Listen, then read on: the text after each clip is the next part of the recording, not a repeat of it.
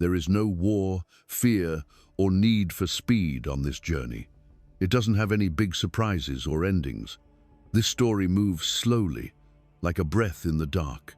A story that will help you relax your mind and body and let you drift off while ancient words form in your mind. This documentary is called Fall Asleep to the Book of Raziel, the forbidden angel knowledge given to Adam. There is a world that has been forgotten in these words.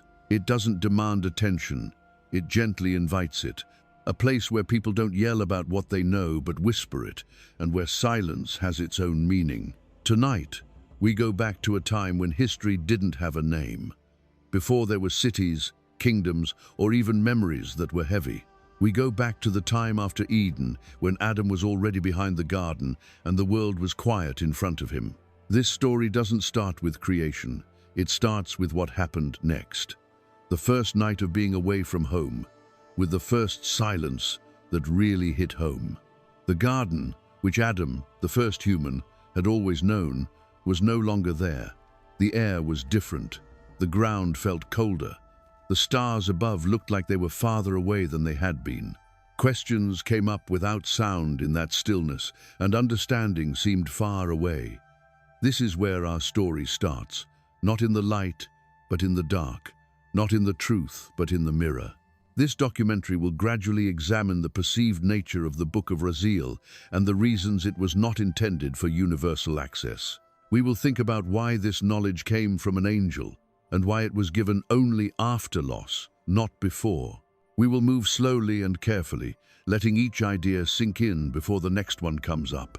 We will talk about the angel Raziel, whose name means secret of God, not as a scary figure, but as a calm presence of order. A messenger who brings order, not chaos. A person who had both knowledge and responsibility. This story won't rush to explain him. Instead, it will let him show up on his own, just like the night does. This is not a lesson that you should memorize.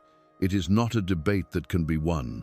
It is just a way to remember something from the past and bring it gently into the present. Here, knowledge is not seen as power, but as weight. Something that needs to be handled with care, or not at all. As we move forward, we will walk with Adam as he is alone. We will sit with him under stars we don't know. We will listen to the quiet times when thought turns into prayer and silence turns into understanding. Every step of this journey is meant to slow you down, not speed you up. You don't have to stay awake all the time. You don't have to understand every word. When you feel the story instead of following it, it works best. Let the voice lead you and let your thoughts relax.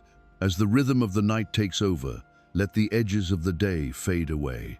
We will look into forbidden knowledge tonight, but we won't be afraid. We will be gentle, polite, and not pushy with it. Some things we learn were never meant to wake up the world. Some information was meant to keep it safe. And some was given just to help the first person get through the long, quiet nights that came after the garden. Take a deep breath. Relax your shoulders. Let the darkness behind your eyes settle down and become calm. You won't have to do anything for this story. It will just stay with you, quietly, as you fall deeper into sleep and the old silence where this story began. Welcome to Late Night Devotion, a peaceful place made for times like this when the world has slowed down and your mind is ready to rest. This channel is for those late night hours when sleep is near, but your mind is still racing, looking for peace, comfort, and meaning. People don't rush through stories here. Voices are soft, and silence is seen as sacred. The idea behind late night devotion was that not all knowledge should be shared during the day. Some truths are meant to be found quietly, when the heart is open and the noise of the world has faded.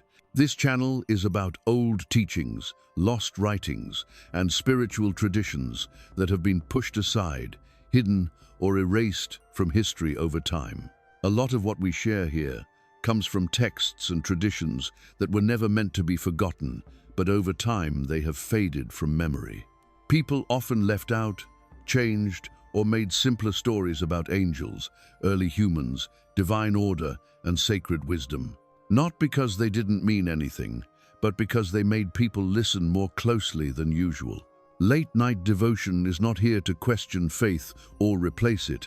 It exists only to keep alive echoes of what was once said quietly, passed down carefully, and protected through the years. These stories are not orders, but rather invitations that let you think without feeling pressure and listen without expecting anything. You should know that this channel values patience, kindness, and respect for ancient knowledge as you sleep here tonight. You don't have to agree with anything said here. Nothing needs to be done right away. These words are meant to be with you, not to lead you. If these stories make you feel better, think about joining this growing community. By subscribing, you help this channel reach people who want peace instead of noise. When you like and share these quiet stories, they can go farther than algorithms usually let them. We want to get 10,000 subscribers, not for the sake of fame, but to keep this space alive and safe. If you want to help this work financially, super thanks are very much appreciated and help pay for the time and care that goes into each video. You are welcome here whether you want to help or just listen.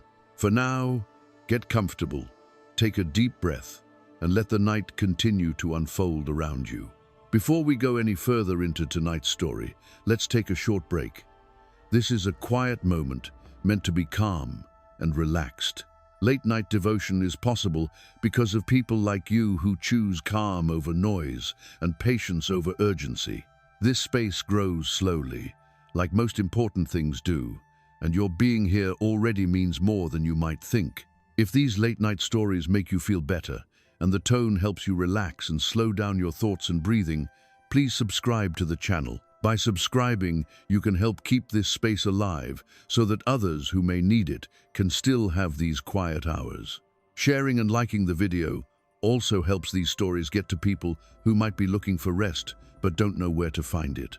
We want to get 10,000 subscribers, not for the numbers or the fame, but to keep this channel safe and let it grow on its own. Each subscriber is more than just a number. They are a reminder that there are still people who value quiet, thoughtfulness, and carefully shared hidden wisdom. If you feel like you should help with this work financially, super thanks are always welcome. They help pay for the time, research, and quiet work that goes into writing these long stories that are meant to help people relax and think. You are never required to do anything. Your calm presence here and your listening are both enough. Now that that is out of the way, there is nothing else you need to do. You can relax your shoulders and let your mind wander back to the story. The night is still calm, the pace is still slow, and the trip goes on without a rush. There was no garden anymore, not just the plants, but also the warmth, rhythm, and gentle guidance that filled every corner. Adam's feet touched ground that was strange and uneven. The cool ground pressed down on him, grounding him but not giving him any comfort. He had walked through rivers that mirrored the sky, but now the water was quiet in far-off streams, hidden and still. There were no birds singing in the garden to welcome him. The empty space was filled only with the faint hum of the night wind, which whispered without words, like a soft echo of what used to be. It felt like the absence of Eden made every step Adam took feel heavier.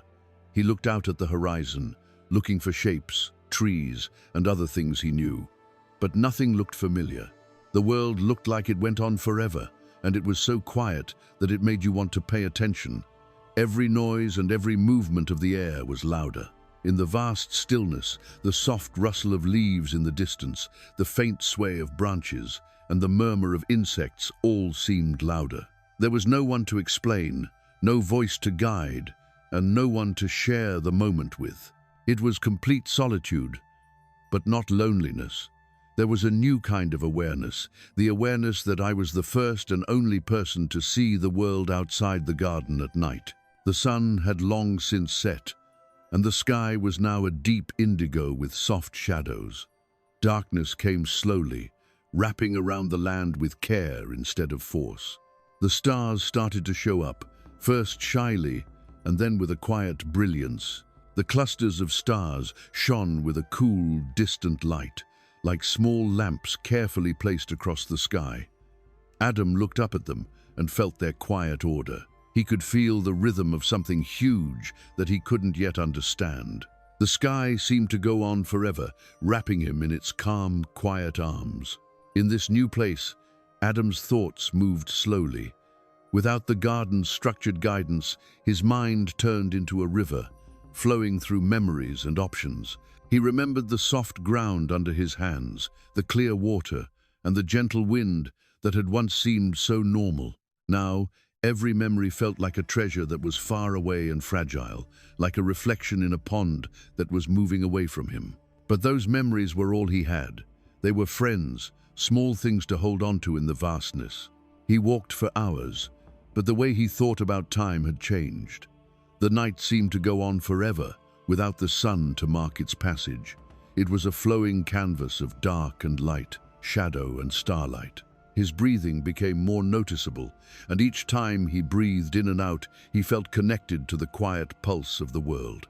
The ground under his feet, the soft sigh of the wind, and the rustling of unseen animals all made a quiet symphony of life, going on without any direction or expectation. Adam got down on the ground. The coolness in the night air seeped into his skin, and he welcomed it. It made him think of the world outside of Eden. He put his hands on the ground and felt its texture, firmness, and softness all at once. There was a feeling of permanence, as if the earth itself could see him without judging him. He could take a break here for a while and let the quiet sink in. But sleep didn't come. He thought about things that had no answers. What comes next? What do I do next? What does it mean to be alone when the world goes on without me? The silence taught me something. Every sound and movement was watched closely. He heard the leaves rustling and thought about the shapes of animals moving silently out of sight. He could smell the faint smell of dirt and water, feel the cool dampness of the ground beneath him, and hear the faint hum of life going on without him. These little things, which had been ignored in the garden's abundance, now needed to be noticed. Every moment was a meditation, and every breath was a reminder that you were alive.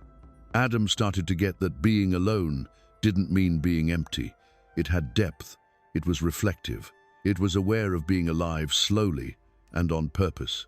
The sky kept changing as he sat there. Stars moved in ways that were hard to see, leaving quiet trails across the sky. The moon, which was soft and pale, came out from behind the clouds in the distance and cast silver light over the land. Shadows moved slowly and quietly, as if they were testing the edges of the night. Adam looked at them and let his eyes relax. The patterns made him feel better instead of making him pay attention. He felt like the world was huge, endless, and yet very close in ways he couldn't put into words yet. Adam felt both the burden and the blessing of being aware in this quiet. He knew how serious his actions were and how the choices that had taken him beyond Eden had changed his life. He also knew the strange freedom of possibility. He didn't hear any voice telling him what to do. There was no path for him to follow. He was alone, but the world was with him. Each breath, each heartbeat, and each step on the strange ground reminded him that life went on, quietly, patiently, and without stopping. The wind changed direction gently, and he closed his eyes for a moment, letting it pass over him. It brought with it the quiet reminders of the world beyond. Adam started to listen to the rhythm of the night. There was no need to hurry, no hope. The only thing that happened was life itself, moving slowly around him. At that moment, he heard the first hints of understanding, that life, knowledge, and survival were all connected, not in loud words, but in quiet presence, quiet thought, and the patient awareness of the night around him. Adam stayed on the ground for hours, listening, breathing, and watching. He didn't look for comfort, but it came anyway. Not in warmth or company, but in the quiet harmony with the world that kept going on its steady, gentle path. He felt a deep connection to the unseen threads of life. It was as if every star, every rustle, and every breath of wind was a note in a slow, never-ending song. He found that the world still had secrets to share, even though the garden was gone. They were soft and careful, waiting for someone to be patient and present to find them. The first night outside of Eden didn't end with clarity or victory, but with a quiet, thoughtful understanding. Adam didn't know what would happen tomorrow yet. He didn't know how heavy the world was outside of the garden. But he had started to get how deep silence was, how the night moved, and how strange it was to be alone with everything that was left. The night went on forever, and Adam stayed with it, breathing, listening, and slowly learning how to live in the world outside of Eden. Adam felt very heavy on the first night outside of Eden. Darkness was no longer a soft curtain. It was a huge, stretching presence that seemed to push against him from all sides. He lay on the ground, where the cool earth offered no warmth, only a steady reminder of where he was. The trees rustled in the distance as the wind blew through them, carrying hints of movement that were too small to see. There was no noise, but it was alive, and Adam could feel it deeply in the empty spaces left by the garden. I couldn't sleep. In the quiet night, each breath felt planned, measured, and almost loud. He turned from side to side, trying to find a comfortable position on the uneven ground, but he couldn't get any rest. Even the quietest sound, like leaves rustling, woke him up. The mind, free from Eden's comforting routines, started to wander, chasing bits of memory and questions that had no answers. He thought about the garden, the soft light, and the paths he used to walk, but he was also unsure about the world in front of him. The heaviness of being alone pushed gently but firmly on his mind. He looked up at the night sky, where stars twinkled like tiny fires in the deep blue. It looked like each one was breathing in time with him, or maybe in a way he didn't understand yet. Their arrangement was beautiful, but it didn't make them feel better. Instead, it made him think of how big the world was and how it went on without any help or direction. He noticed how the stars' brightness changed slightly, how their positions slowly and carefully changed, and how the night air carried sounds that were both close and impossibly far away. Over and over, Adam's mind went back to the first few minutes after he left Eden. There was a quiet storm of things going on. The absence of familiar voices, the loss of gentle guidance, and the sudden responsibility for his own survival. He thought back to the times when he laughed and learned, when life was simple and everything seemed to have its place. He felt the weight of understanding settling on him for the first time, now that it was dark and the horizon was too far away to see. Knowledge had come, but it didn't know where to go. Awareness had come, but it didn't bring peace. He tried closing his eyes and letting the darkness behind them take him in, but sleep was still just out of reach. The quiet became like a friend, speaking in soft tones that he could feel more than hear. The smell of dirt and leaves came with each breath. The night air was a little misty, and each breath mixed with it. The night moved on slowly, like time stretched out in elastic waves. The stars made patterns in the sky that Adam couldn't see, and he stayed awake, caught between memory and the unknown. Time passed, like soft waves. Adam heard the world in ways he had never had to before. The sound of a stream far away, the faint rustling of creatures that couldn't be seen, and the wind brushing over leaves and grass all became points of connection, reminding me that life went on even after Eden's protective embrace. He started to notice more subtle rhythms, like how the shadows changed as the moonlight passed through the clouds, the light that moved across the ground in a steady rhythm, and the way the branches swayed with the earth's quiet pulse. Adam became more aware of his own heartbeat as the hours went by. It was a slow, steady marking of time in his chest. Each beat was a reminder of being alive, surviving, and going on. He was there, even in this strange, open space. He was alive, even without help, and as he became more aware, a strange calm began to grow. It wasn't sleep or relief. It was the realization that the night itself was patient. It didn't tell him to rest or do anything. It just let him be, fully, without interruption. Adam started to see the world in a new way, even though his body needed rest, and his mind looked for comfort in things he knew. The dark, which had once been heavy, became a blank slate. The silence, which had been heavy, turned into a vessel. He could feel the small changes in the air, hear how sounds from far away could have meaning, and see how shadows moved in a gentle way around him. He was starting to listen, but not with hope. He was listening with care, not to teach, but to be there. The first night of not sleeping lasted until the first light of dawn, when the edges of the sky began to get lighter. Adam still didn't feel like he had to do anything or that he was safe. The experience changed how he thought about things.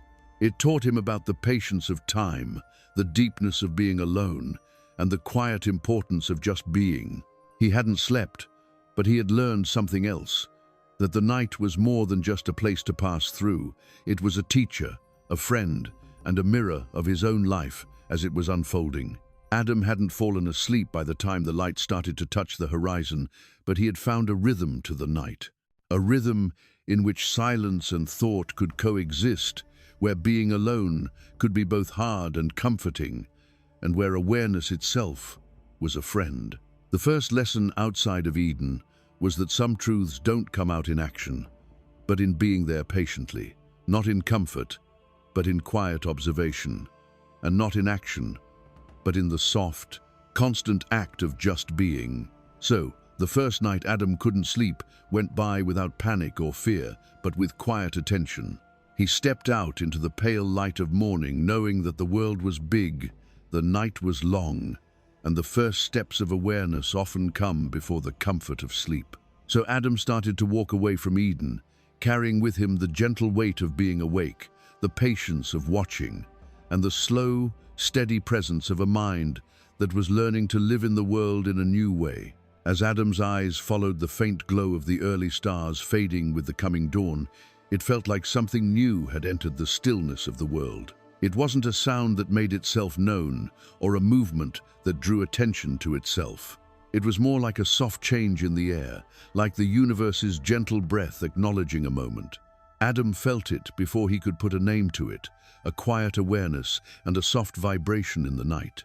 He wasn't by himself, not in the sense of another person, but in the presence of something new, something that is patient and planned. From the depths of this soft quiet came a figure that wasn't immediately visible but could be felt. Raziel, the angel whose name meant God's secret, a being that isn't meant to scare or rush, but to slowly unfold in time with the calm night. Adam did not get up or say anything. He just listened and felt, as if the universe had reached out to him in silence, giving him understanding without words. There was no light or fanfare when Raziel arrived. There were no sudden bursts of power or winds. There was instead a soft shimmer in the air and a gentle warmth that seemed to follow Adam's awareness without pushing it. The angel's presence made things calm, which was very different from how tense things were the first night when they couldn't sleep. There was something that lived between shadow and starlight, a being who could move between the two without rushing, teach without pushing, and show without overwhelming. Adam felt that Raziel had knowledge, but he didn't have to share it with him. It wasn't a flood or an avalanche. It was a gentle stream that touched the edges of thought and stayed there long enough for understanding to come naturally. The information was huge, even incomprehensible, but it was given with care. It held truths about how things came to be, the stars, how time passes, and the complicated order of existence that people can't see. It silently talked about the unseen threads that connect everything, like the ground Adam stood on, the sky above him, the life around him, and the forces that moved within and beyond the physical world. The angel did not tell Adam to learn or ask him to understand. Every whisper of presence was an invitation for Adam to take what he could hold and leave the rest hanging, to be discovered later. Raziel had a rhythm, a steady beat that matched the slow movements of the universe. The angel's knowledge was not chaos pretending to be order or power without a reason. It was quiet, planned, and patient, just like the night that taught Adam how to be alone. Adam felt both amazed and humble. He knew that this was important information, and he could feel its weight even in the gentle way it was given. Even though Raziel didn't speak directly, the truth seemed to stick in Adam's mind. The stars, the ground, and the quiet rhythm of the creatures that couldn't be seen, all started to make sense in a way that had always been there, waiting to be noticed. The angel made the night feel planned, not empty, and planned, not chaotic. Adam didn't hear words. He heard understanding itself. Time seemed to stop. Raziel's essence was soft, but deep, and it promised to guide without getting in the way. Adam didn't have to do anything or move. He just stayed still and paid attention, feeling the layers of knowledge and order slowly unfold. This taught me how to be patient, how to pay attention, and how to be there. Every breath, every inhalation, and every subtle awareness of the world became part of the lesson. The angel's light wasn't like other lights. It was more like a light that touched the mind than the eyes. Adam could see it in the subtle changes in his understanding and the clarity that came without rushing. He knew that knowledge was both a gift and a duty, and that some truths could only be received slowly, in tune with the night and its soft, patient rhythms. Raziel's presence stayed, neither pushing nor leaving, as the first light of dawn spread across the horizon.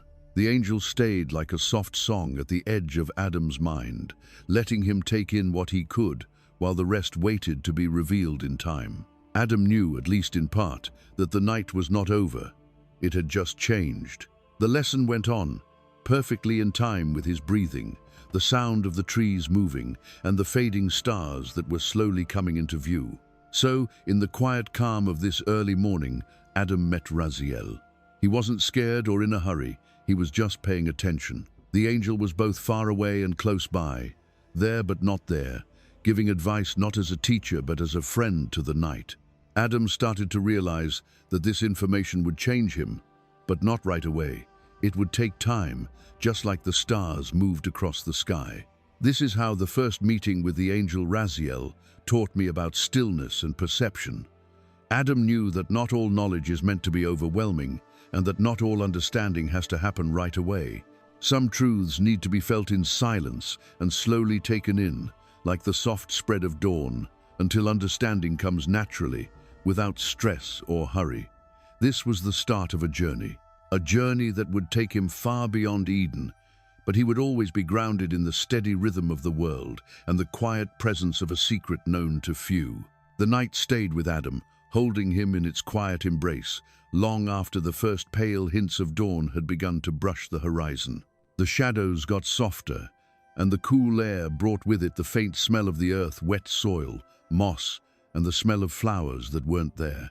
In this quiet, Raziel's presence became more real, not through sight or sound, but through a gentle weight in the air and a quiet awareness that brushed against Adam's mind like a soft breeze across his skin. Adam wasn't scared. He didn't feel scared or rushed. He just knew he wasn't alone, and this knowledge didn't overwhelm him. It settled calmly in his mind, like the steady, slow pulse of the night itself. At first, the angel's approach was so quiet that it was just a suggestion in the world around them. Every time Raziel moved, it seemed like he was gliding through the night, matching the soft sigh of the leaves and the faint sound of water far away. There was no hurry or need for anything. Adam was just surrounded by a calm presence that unfolded naturally. Raziel's method was planned, careful, and patient. The angel's shape stayed hidden, moving between light and shadow, more of a presence than a figure. Adam could feel the angel's rhythm, a soft beat that felt like it was in time with his own heart. Every time Adam breathed in or out, his body moved closer to the presence, almost without him knowing it. There was an unspoken agreement. This meeting wasn't sudden or forced. It was an invitation, a slow journey towards something big and old. Adam looked up at the sky and saw the faint trails of stars fading as the morning came, but he could feel Raziel getting closer. The weight of silence changed slightly, bringing with it the promise of knowledge and secrets that had been waiting patiently for a long time. This information wasn't meant to be overwhelming. It needed to be thought about, paid attention to, and quietly reflected on. Adam's breathing was measured, and it unconsciously matched the angel's gentle approach. As they got closer, Adam felt a warmth coming from Raziel.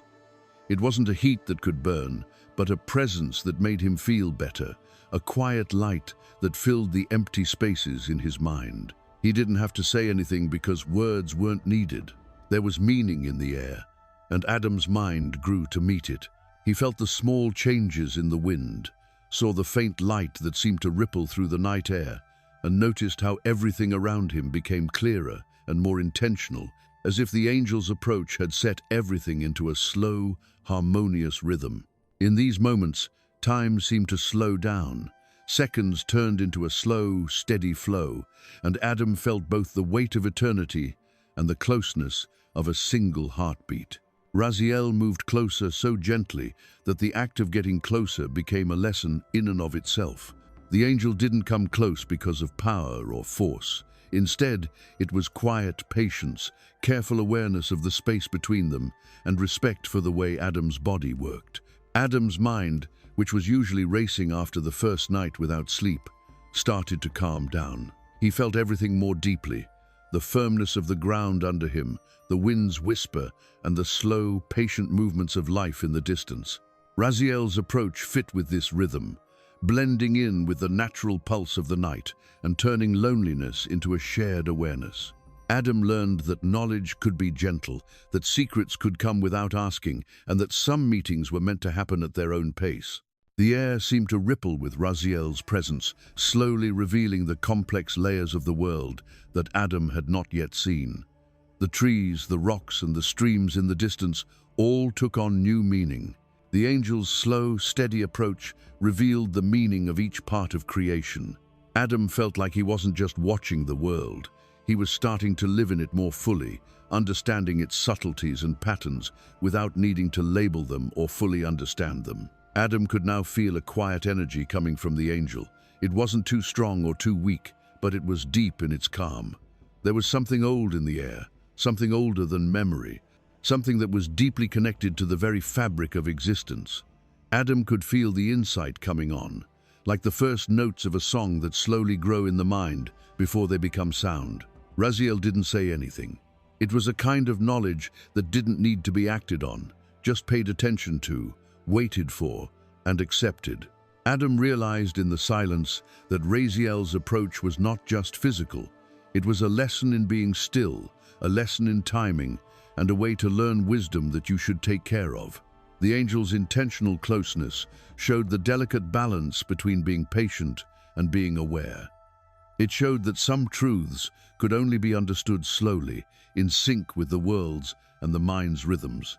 As the first light of the sun broke through the horizon and cast soft amber tones across the ground, Raziel's presence seemed to calm the area around Adam. The shadows got softer, the soft sounds of the morning became more organized, and Adam felt a deep, quiet connection to both the night he had gone through and the day that was slowly coming. This meeting wasn't sudden or too much. It was a gentle alignment, a bridge between being alone and being aware of others, between the quiet lessons of the night and the knowledge that was starting to come to light. So, in this long, patient moment, Adam was happy to see Raziel. He knew, without saying a word, that some things are learned not by rushing in, but by taking your time, not by shouting, but by being there. Raziel had come, slowly and on purpose, and the first lessons of understanding had already begun to weave their way into Adam's mind, soft as the night, steady as the stars, and patient as time itself. The world around Adam was starting to glow with the first soft colors of morning, but the silence of the night was still there in the spaces between. Raziel stayed close, not pushing or overwhelming, but quietly there, like the soft vibration of a string held in gentle tension. It was in this fragile balance that the first hints of forbidden knowledge began to reach Adam. They weren't words or instructions, they were subtle impressions woven into the air, the rhythm of his breath, and even the beat of his heart. Adam felt it before he knew what it was. As Raziel's presence brushed against his awareness, his mind stirred in a way that was almost too soft to notice. Questions about the stars, the movement of the earth, and the invisible threads that connect all living things began to wake up. The information was not given as facts or lessons. It was a soft revelation, a slow opening of truths that had been kept secret until the mind and spirit were ready to accept them without fear or confusion. The whispers weren't loud enough to hear, but they had meaning. Adam saw patterns where there had been chaos and hints of structure in the huge, unformed world around him. He learned about the forces that shaped the earth and how water flowed not just in rivers, but also through hidden channels of life. He started to feel the wind's rhythm, the subtle pulse of the ground under his hands, and even the silent communication of faraway animals that moved without making a sound. Each perception was a piece of knowledge, small, fragile, and carefully placed, like drops of water making a quiet stream. Raziel's presence helped this gentle awakening without making it necessary to understand. Adam wasn't told what to do. He was invited to watch, notice, and let understanding come to him naturally. It taught me as much about patience as it did about knowledge. The forbidden truths weren't dangerous right now. The danger came from rushing, from wanting to understand too quickly, and from the mind wanting clarity before it was ready.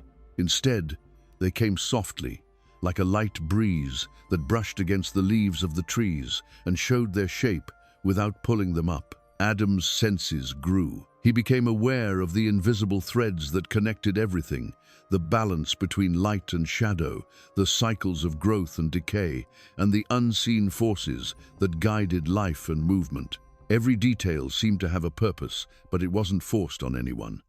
Understanding felt more like finding out than receiving. When Raziel was around, Adam learned that knowledge could be a quiet friend that needed respect and attention instead of immediate understanding or power. The whispers of forbidden knowledge gave away some of what had been kept from people. They talked quietly about the mysteries of creation, the hidden connections between living things, the unseen forces that moved through the world, and the structures that kept things in balance without Adam being fully aware of them. They weren't orders, and they didn't pass judgment. They were invitations to be aware and remember that the universe had depths that needed to be observed, waited for, and respected. Adam felt a mix of awe and a little bit of fear, not fear of getting hurt, but fear of having to take on a lot of responsibility. He knew that some truths needed to be thought about carefully, handled carefully, and above all, respected, even as the knowledge unfolded. He felt the weight of this wisdom pressing down on him, not in a hurry, but in the slow, steady way that time does. The forbidden knowledge was a gift and a duty. It was a silent agreement between the person who saw it and the person who kept it, between the seeker and the keeper of secrets. In these moments, time moved differently. Hours and minutes blended into a soft flow, and with each heartbeat, Adam became more aware. He started to see patterns in nature that he hadn't seen before, like how stones lined up, how rivers flowed, and how the stars moved in small ways. Each observation was a piece of the forbidden knowledge, but it was given in a way that kept it safe. There was no hurry or pressure, just a quiet invitation to watch, understand, and slowly become a part of him. Raziel stayed close, neither pushing nor pulling away, like a living guide through the slow unfolding of understanding. Adam felt the angel's presence as a stabilizing force, making sure that every whisper of knowledge was carefully absorbed and that understanding was built up in a way that was consistent with patience and observation. The forbidden truths weren't too much for Adam. They were planned, subtle, and changed him in the gentlest way possible, getting into his mind without disturbing the fragile calm of his mind. Adam had already heard the first whispers of forbidden knowledge by the time the sun's early rays fully lit up the horizon. They didn't come as orders or shocking truths. They came as quiet invitations to see, think about, and respect the world's complex design. He learned the first lesson of secrecy this way, that some truths come out slowly, that wisdom takes time, and that understanding grows most deeply when it is discovered softly, gently, and with awareness. Adam realized that his journey had already begun as he sat under the soft light, feeling the warmth on his skin and the cool shadow of the morning stretching around him. The night had not only passed, it had also taught him how to be still, wait, and see. And Raziel's careful approach and the angel's quiet presence had taught him things that would change not only how he saw the world, but also how well he could keep and respect the secrets that were given to him. The soft light of morning slowly spread across the land, touching the ground with a gentle warmth that seemed almost hesitant, as if it too knew how fragile Adam's peace was. He stayed sitting on the cool ground, feeling the roughness of the soil under his fingers, the gentle brush of leaves against his arms, and the slow, steady beat of his own breathing. He could feel the weight of the first whispers of forbidden knowledge in his mind, even though they were very small. They were like delicate threads weaving through his awareness. Adam's mind carefully picked through the pieces of information that Raziel had given him. He had never learned anything like this before. It wasn't the basic understanding of how to stay alive or the immediate clarity of comprehension. It was difficult, had many layers, and came with a lot of responsibility. It was as if each idea had a quiet weight to it, like it was a living thing that needed to be cared for. He knew that just having this knowledge wasn't the same as fully understanding it. Understanding would come slowly, building on what he saw, thought about, and experienced, not only because of what he had learned, but also because of how the knowledge changed, how he saw the world around him. It seemed different now. The streams, trees, and far-off mountains all started to show connections and patterns that had been hidden before. Adam could feel the threads that connect everything, even though they were thin and fragile. He now understood that life moved not only through bodies and shapes, but also through unseen forces and rhythms that kept things in balance and flowing across the earth. Adam knew that this knowledge was both a gift and a burden. It was both enlightening and too much to handle. He thought about the garden he had left behind, where life had seemed easy and natural, where help was always available and understanding was instant. There was no such certainty here, outside of Eden. The world needed attention, patience, and care. Raziel gave him knowledge, but not in the form of instructions or explanations. It was more like a presence, a soft current flowing through his mind, waiting for him to figure out how to go deeper. Adam felt the weight of this wisdom settle over him, like a heavy cloak that protected him and reminded him that being aware had its own consequences. Adam also realized the small fear that came with understanding as he thought about it. Not afraid of Raziel or the knowledge itself, but afraid of how it could be used, how it could be misinterpreted, or how it could be acted on before it was fully understood. He knew that the truths he had learned could change the world for better or worse, depending on how he used them. He wasn't frozen by this knowledge. Instead, it made him think carefully about everything he thought. Every movement, every breath, and every look at the still landscape became part of a meditative observation, a slow, careful engagement with the heaviness of what he had begun to learn. Adam's mind traced patterns in the natural world, picking up on things that had gone unnoticed before. The way the water moved in a faraway stream made it seem like there were hidden currents of energy, as if each movement had a purpose. The wind blowing through the leaves sounded almost like words, with soft syllables giving rhythm and balance. Even the animals, which Adam couldn't see but could sense moving, hinted at connections that he could only see in bits and pieces. Now, everything in creation had layers of meaning, and Adam understood that understanding wasn't just about knowing facts. It was also about learning to be patient and pay attention to the small things that were going on. Raziel stayed close by, always there, and didn't need to be acknowledged. The angel's quiet presence reminded Adam that he wasn't alone in this process, and that there was help even when he wasn't getting direct instructions. But Adam also knew that the angel couldn't carry this burden for him. He was the only one who could hold the forbidden knowledge, which was both fragile and powerful. It required respect, contemplation, and meticulous consideration. If you ignore it or don't handle it right, you will throw off the balance it showed. And so, Adam became more aware, and with that came a growing sense of duty, patience, and respect. As the morning went on, Adam let his thoughts settle down, like dirt in a stream that was moving slowly. He didn't try to make himself understand or rush to get an insight. Instead, he thought about how each piece of information changed how he saw the world. He felt a small change in himself, a quiet maturity that had been missing in the simplicity of Eden. The weight of understanding wasn't too much to bear, but it did change things. Adam felt that the act of holding the knowledge, thinking about it, and taking care of it was shaping him as much as the knowledge itself. This thought process also included his own weaknesses. Adam understood that knowledge was not something to be used without care. It was powerful, but only if you were patient and paid close attention to it. You couldn't learn everything about the world quickly because it has so many hidden connections and subtle forces. People earned understanding by watching quietly, thinking carefully, and being willing to live in the spaces between certainty and doubt. By the time the sun rose and warmed the earth, Adam had quietly learned the first lessons of forbidden knowledge. It wasn't just information to remember or store. It was a call to be aware, a duty that required patience, respect, and thought. Adam had started to feel the deep weight of what had been shared, not as a burden to resist, but as a mantle to carry carefully.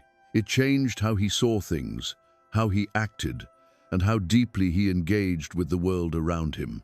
Adam stayed seated, breathing slowly, watching the earth and sky move in time with each other, and letting the first thoughts of forbidden knowledge naturally become part of his awareness. He knew that this journey was just beginning, that wisdom took time, patience, and respect, and that the weight of knowledge, though it was delivered gently, was as big and long-lasting as the world itself. The day went by quietly for Adam, with soft light brushing over the land's edges and warming the uneven ground beneath him. The first signs of morning had faded into a steady glow that lit up the world without disturbing its peacefulness. Raziel stayed close, a gentle but persistent presence, like the quiet pulse of the universe made visible in subtle awareness.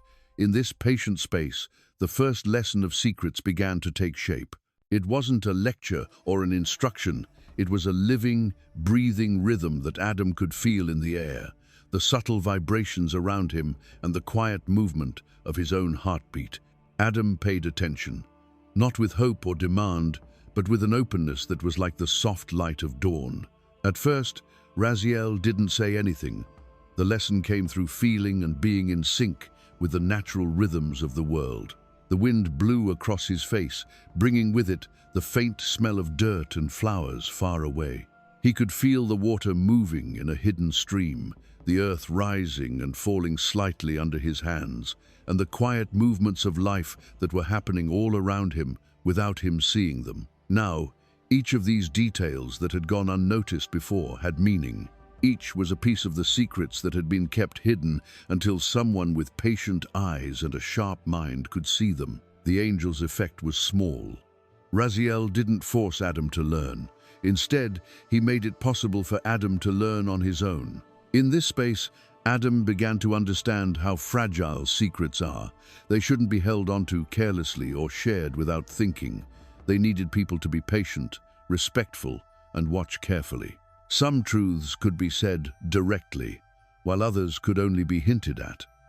Only those who could see the quiet threads that connect everything could fully understand their meaning.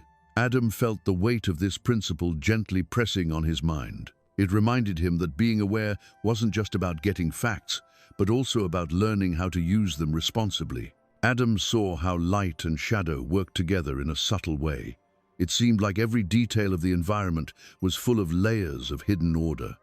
The leaves moved in ways that made it look like they were dancing. Small animals moved with such precision that they showed energy flows that weren't visible. Even the stones under his hands seemed to be arranged in a certain way, like an invisible but noticeable structure that only a patient observer could see. Adam started to see that the world was like a puzzle made up of secrets that were all connected and could only be seen by people who could calm their minds and sharpen their senses. Raziel's presence helped him understand this. She was a quiet friend who embodied the idea of being discreet. The angel gave off awareness without pushing it, and gave insight without getting in the way. Adam thought that every second of quiet attention was a lesson in and of itself. The lesson wasn't just about what was seen, but also about how it was seen, with care, patience, and respect. He understood that knowledge wasn't just about seeing or hearing. It was also about feeling the connections that hold everything together, understanding the fragile balance that keeps life going, and knowing that even the smallest observation comes with a duty. The first lesson about secrets also made me feel humble. Adam felt how big the things that were still hidden were, and how big the truths were that he couldn't understand. He knew that even though he was starting to understand the basics of knowledge, there was always more to learn, more subtle patterns to see, and more layers to respect. This humbleness didn't make me feel bad. It set me free. It let him fully experience the world, appreciate the quiet complexity of life, and interact with it in a way that kept both the observer and the observed safe. Adam started to put this new awareness into action. He followed the wind as it moved across the land, paying attention to how it affected everything it touched. He watched how animals moved and noticed the complicated timing that let them live together without any problems. He looked at the stars, which were now dim in the morning light, and saw their slow, deliberate paths as part of a bigger cosmic rhythm. Every observation was colored by the idea that knowledge was sacred, a secret that needed to be respected and patiently learned. As the morning went on, Adam felt the first quiet duty of knowledge settle inside him. He was no longer just a passive observer. He was now a guardian of awareness, given the job of knowing fragile truths. He had learned about the world's hidden currents, and with that knowledge came the realization that keeping things secret was a way to protect the knowledge, the world, and the person who had it. He knew that acting without knowing and showing without thinking would ruin the careful balance he had begun to see. The angel Raziel stayed close by, quietly guiding Adam without pushing or pulling him away. He was just there, in tune with Adam's attention. Adam learned the first lesson about secrets from this presence, that knowledge is most powerful when it is received slowly, integrated patiently, and held with respect.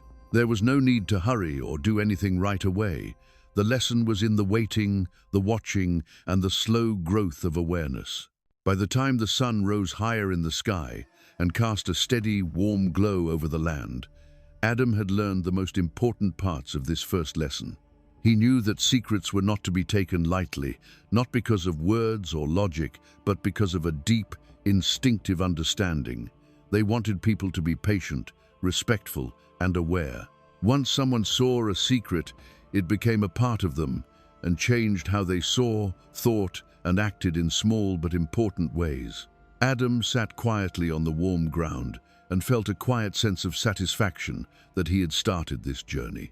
He had heard the first whispers of understanding, carefully, gently, and with a sense of reverence that matched the soft, steady rhythm of the world around him. The memory of Eden stayed with Adam like a soft, lingering smell, even as he sat in the sun's warm rays. It wasn't a memory that came as a picture or a vision. It was a feeling, a soft, lingering presence that wrapped around his heart and mind. He could remember how streams softly murmured, how leaves whispered in the wind, how fruits tasted sweet, and how flowers smelled sweet when they were in bloom. These memories were clear but also dreamlike, like a half-remembered song that was both comforting and sad because they knew what had been lost. The memory of the garden taught me about balance and simplicity. In Eden, everything in life seemed to fit together perfectly. Every animal and plant seemed to be in tune with its surroundings. Adam remembered how easy it had been to learn and understand things there. He had been able to sense the rhythms of life, connect with the earth easily, and follow the gentle guidance that had been with him every step of the way. He really missed how well everything fit together outside the garden. The world was no longer as easy to understand right away, and the weight of observation felt different to him. Adam's mind naturally went to the differences between the world he had left and the one he now lived in. In Eden, light and shadow moved in perfect harmony, and every sound and smell had meaning without any effort. There, beyond its borders, light broke up unevenly across the land. Shadows hung around without a pattern, and the air seemed to be full of both hope and doubt. He found comfort and guidance in the memory of the garden. It reminded him of the rules that govern life, but it also made it clear how hard it was to follow them in this new, unstructured place. He could still remember how the divine felt in the garden, like it was watching over him, guiding him, and keeping him safe without any restrictions. That presence was no longer right there, but Adam could still hear its echoes in his mind. He thought that the lessons of Eden were now inside him, in his memory and gut feeling, instead of in the outside world. He realized that he had to carry the garden's principles with him, not as rules imposed from outside, but as quiet wisdom that came from within. Every breath, every look, and every movement showed the harmony of the garden. Adam also thought about how Eden's memory made him feel. He felt a deep, subtle longing for the peace and simplicity he had known. This longing wasn't sad in a harsh way. It was soft, like the quiet ache of missing something you love but can't have. It reminded him how important it is to pay attention, be patient, and think things through. These are qualities that had been naturally reinforced by the garden's structured harmony. In the larger, less organized world, these traits were not optional. They were necessary.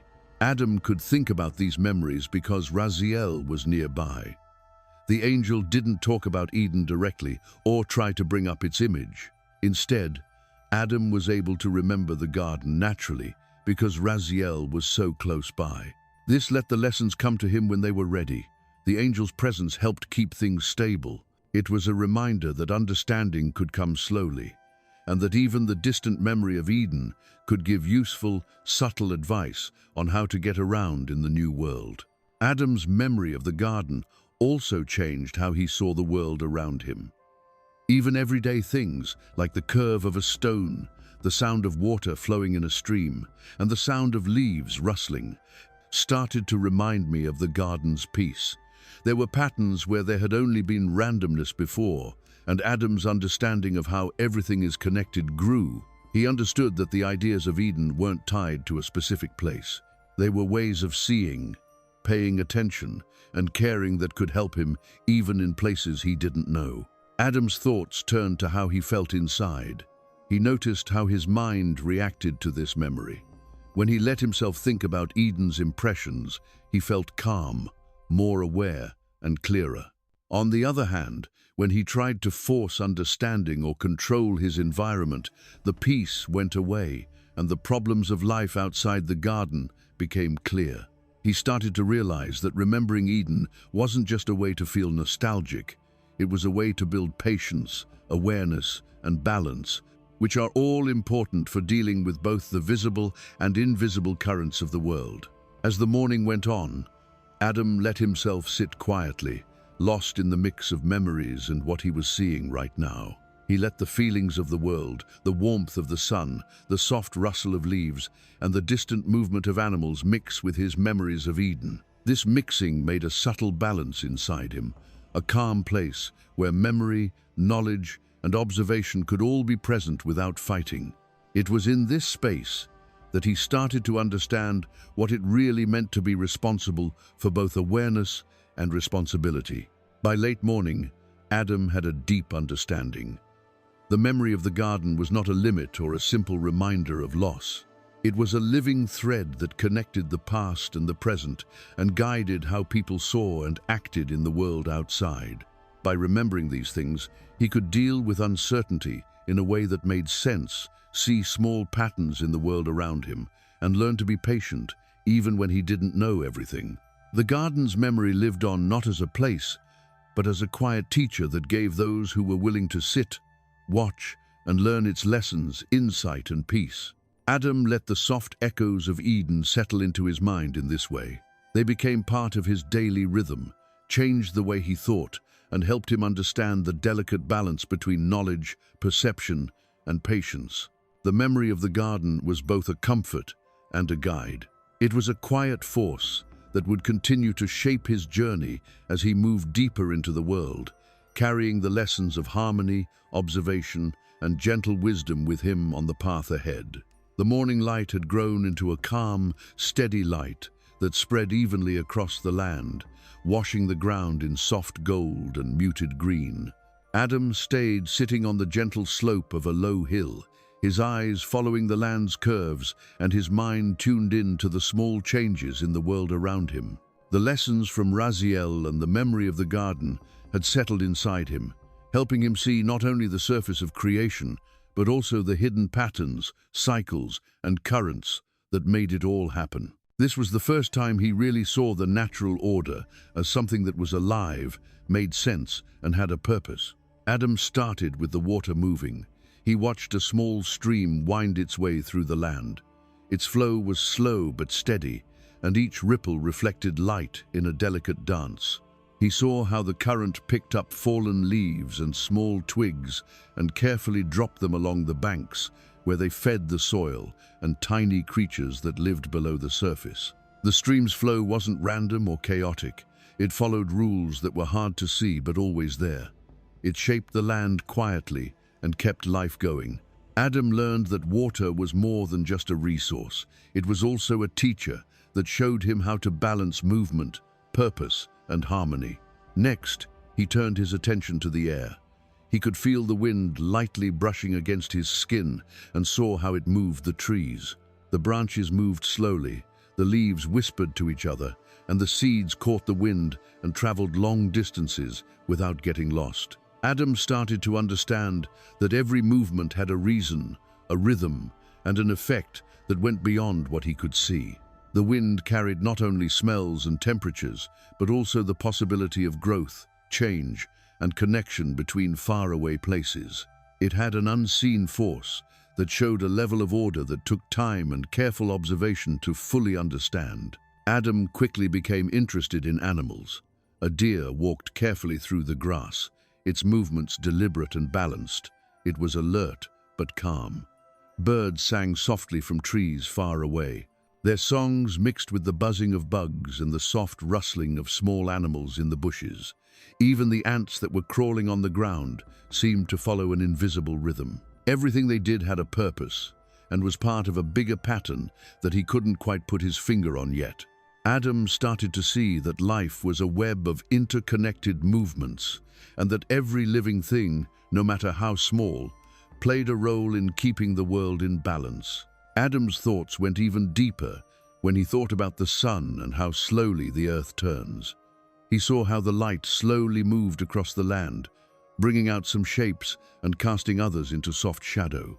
The cycles of day and night, the small changes in temperature, and the steady pattern of the seasons showed a natural order that was both visible and hidden, predictable and full of surprises. Adam understood that the universe itself was part of this network. It moved according to rules that he couldn't see, but they always had the same effect on the earth and its people. Adam started to see more and more how all the parts of the puzzle fit together. Plants got their food from water, animals got their food from plants, and even the smallest creatures helped keep things in balance. He started to see that life wasn't just about staying alive. It was a complicated, ever-changing pattern that needed to be studied in order to understand. Every observation strengthened the idea that every detail, every movement, and every being had a place in a huge, interconnected web. This web was often hidden, but it could be sensed through careful thought and attention. Raziel was still close by, a quiet anchor for Adam's thoughts. The angel didn't tell Adam what to do.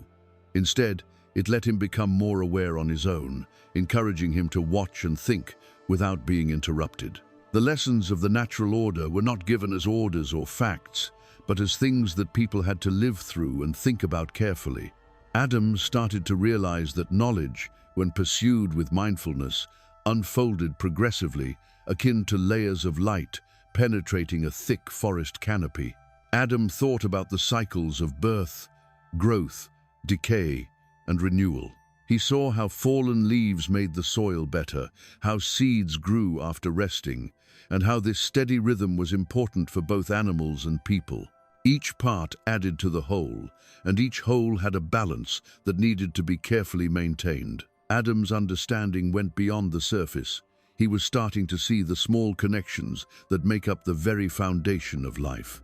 He also thought about the forces that shape the world but aren't seen, like gravity, wind currents, the flow of water, and the pull of the sun and stars. People didn't learn these parts of natural order. They found them through careful observation. Adam understood that the world itself taught harmony, balance, and the value of patience to those who could see its patterns, just as Raziel had helped him understand knowledge. By mid-morning, Adam was sitting still, lost in his thoughts about the natural order. He knew that the world wasn't random. It was carefully put together, with every movement, force, and being adding to a living, changing pattern. The information he was getting was small and built on what he had already learned about being responsible, patient, and keeping things to himself. Adam felt that the universe was both a teacher and a canvas, giving truths to those who were willing to look, think, and carefully combine what they learned. Adam felt a strong sense of connection while he was thinking. He understood that observing the natural order wasn't just about seeing, it was also about feeling, understanding, and taking in the world's harmony. Every part, every movement, and every small interaction taught him something that would change how he thought about things in the future. They helped him understand the fragile balance between life, knowledge, and duty. The natural order became a living teacher, and Adam, who was sitting quietly on the hill, learned from it with the patience, respect, and gentle awareness that would guide him in the days, nights, and revelations to come. As the day went on, Adam's senses fell into a rhythm that seemed to fit with the world around him. He no longer just noticed each breath, each heartbeat, and each small movement of the earth around him. He understood them as part of a bigger, more complicated plan. He started to feel the presence of a secret language in this stillness, a subtle, underlying way of communicating that is woven into the very fabric of creation. It wasn't a language of words or sounds. It was a language of patterns, movements, and rhythms. It was a silent conversation that linked everything in a clear, planned network of life. Adam first heard this language in the wind. It was a soft, flowing way of talking that sent messages by brushing over leaves, bending branches, and guiding seeds through the air. Every change in the breeze felt planned, like a gentle cue or rhythm that showed movement and intention without forcing meaning on people who weren't ready to hear it. Adam saw how the wind felt different on each tree, plant, and even stone, as if nature had a way of talking through movement and touch, teaching those who were patient enough to feel its messages. The stream that flowed slowly through the land showed another part of the secret language. Adam saw how currents moved around rocks and fed the roots of plants along their path. The water moved in a way that was exact but also flexible, like a melody that could never be fully written down, but could be felt if you paid attention. Adam started to feel that the water was teaching him lessons about being persistent, adaptable, and connected. He thought that every ripple, eddy, and still pool had a small message about balance, cause and effect, and the flow of life itself. Animals were also involved in this communication that we couldn't see. Adam saw how animals moved, how they walked, how they talked, and how they made sounds, all of which added to a subtle pattern of interaction. Birds, insects, and even the tiniest hidden creatures were all in sync with a rhythm that kept everything in balance without any effort. This was a language with no words. To understand it, you had to watch, feel, and be patient. Adam started to understand the meanings behind these interactions: caution, timing, cooperation, and even warning, which were not spoken but shown through movement and presence. The trees and plants were another part of this secret language. The leaves grew in response to the sun's position, following rules of light and energy that were not visible. The branches bent gently to get the most light, and the roots grew into the ground in ways that showed both questioning and understanding. Adam understood that life was always sending and receiving information as it grew and changed. It was like a conversation between forms, forces, and the environment. Every pattern was a sentence, every change was a message, and every interaction was a story told without sound or ink. It looked like even the stones were taking part. Adam saw how time, wind, water, and small movements beneath the surface had changed the shape of the earth. Every layer of sediment and every formation held information about the past, pressure, and how long it would last. Adam realized that creation itself was a layered text, a huge manuscript that needed careful study and thought to understand. He thought that Raziel had helped him not only understand the obvious things about the world, but also the quiet, patient language of existence that is hidden in its structure. It wasn't easy to get to this language of creation right away. It needed calmness, focus, and sensitivity. Adam had to calm his mind, which was usually restless, and pay attention to small changes, patterns, and signals. He learned that understanding was less about getting answers and more about developing the ability to see, think about, and feel the connections that shaped every movement, force, and cycle. Every time I looked at something, I had to be patient and present. Every time I saw something, I learned something new about the world around me. Adam also thought that this secret language went beyond the physical world. The patterns of sunlight, shadow, and the rhythm of day and night suggested ideas that were true in all times and places. He felt that even the things he couldn't see, like the pull of gravity, the flow of energy, and the subtle movement of life, were teaching him about harmony, consequence, and balance. These signals, which were small but always there, helped him make sense of the world and his place in it. The angel, Raziel, who was always close by, reinforced this understanding, not by talking, but by being there quietly. Adam thought that the hidden language of creation was a living link between him, the earth, and the divine rules that governed life. Raziel's calm attention was like Adam's own, a silent reminder to be patient, listen carefully, and realize that knowledge could be gained not by force, but by living in the rhythms of life itself. When the sun was at its highest point, Adam felt a deep connection to the hidden language of creation. He knew that everything in life, including motion and form, was always talking to each other. He also knew that being aware and humble were important for understanding, and that understanding was a gift that should be handled with care. He was starting to hear everything in the world, not with his ears, but with his attention, presence, and willingness to pick up on small signals. He understood that the world was a teacher, and that its lessons were open to anyone who was willing to listen, think about, and incorporate the quiet wisdom that was hidden in every movement, pattern, and rhythm. This is how Adam started to move around the world, not just as a witness, but also as a participant in its ongoing conversation. The hidden language of creation showed how everything is connected, how knowledge comes with responsibility, and how beautiful it is to watch without rushing, listen without asking, and understand without controlling. Every breath, heartbeat, and perception became a part of this immersive learning, which helped Adam become deeply, patiently, and reverently aware of the patterns that shape life itself. As the day went on, Adam stayed in quiet thought, lost in the soft sounds of the world around him. The secret language of creation was starting to show itself more clearly, and with it, the elements' interaction, the delicate dance that created life, movement, and harmony, became more and more clear. It wasn't a showy dance, it was a quiet choreography that brought together earth, water, air, and fire in an invisible rhythm, with each element affecting the others with great care. Adam's awareness, which was heightened by Raziel's presence and the soft memory of Eden, made it seem like he was watching the threads of existence being woven into motion. He thought about the ground below him first. The soil was full of life, with tiny organisms working quietly, roots carefully intertwining, and minerals slowly spreading nutrients over time.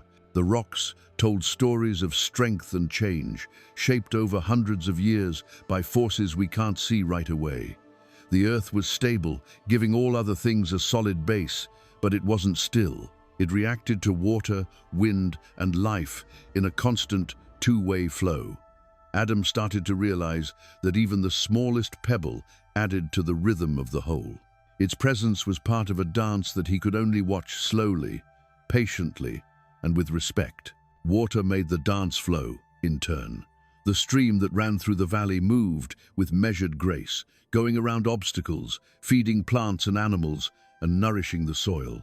It flowed slowly and steadily, showing that it was flexible and had a goal. Adam watched as a drop of water followed a curved path around a stone, brushing against moss, joining the current and moving on. Each movement added to the life it touched. He understood that water was a messenger that carried subtle signs of connection and change, bringing together the actions of the earth, the sky, and the living things it touched. Air, which was invisible but real, made the dance even more complicated. The wind touched leaves, bent branches, and helped birds fly. It also carried seeds, smells, and messages over long distances. It never touched anything with force, but it moved with purpose, bringing together different things in a quiet way. Adam saw how the air reacted to the sun's heat, how it changed with the terrain, and how its currents affected both water and land in a constant, changing way. He realized that the movement of air was like the breath of creation itself. Soft but necessary, it shaped and kept the rhythm of life going. Fire was a very important part of this subtle dance, even though it wasn't very visible in his immediate surroundings. Adam felt its warmth in the sun above, which helped things grow and gave them energy. He also saw how things slowly broke down and grew back, which let heat escape from the earth and living things. Fire was the softest form of change, allowing things to change without destroying them and making cycles of growth, decay, and rebirth possible. Its presence emphasized the vital equilibrium between stability and transformation, reminding Adam that even the most imperceptible forces played a significant role in the symphony of existence in subtle yet impactful manners. The way these four elements, earth, water, air, and fire, interacted was not random. It was a precise balance that needed to be watched, to be seen. Adam started to understand how each part affected and reacted to the others. Water made the ground softer, which helped plants grow. The sun's warmth gave energy to air and water. Air carried seeds and energy, while the earth took in and released energy. There was no visible instruction or guidance, but each movement and response was part of a complex dance that kept everything in sync. Adam knew that to understand this balance, he needed to be patient and humble, willing to watch without getting in the way, and have a deep respect for the small connected rhythms of life. Adam also knew that the dance included living things. Animals moved around in this system, following their instincts and needs.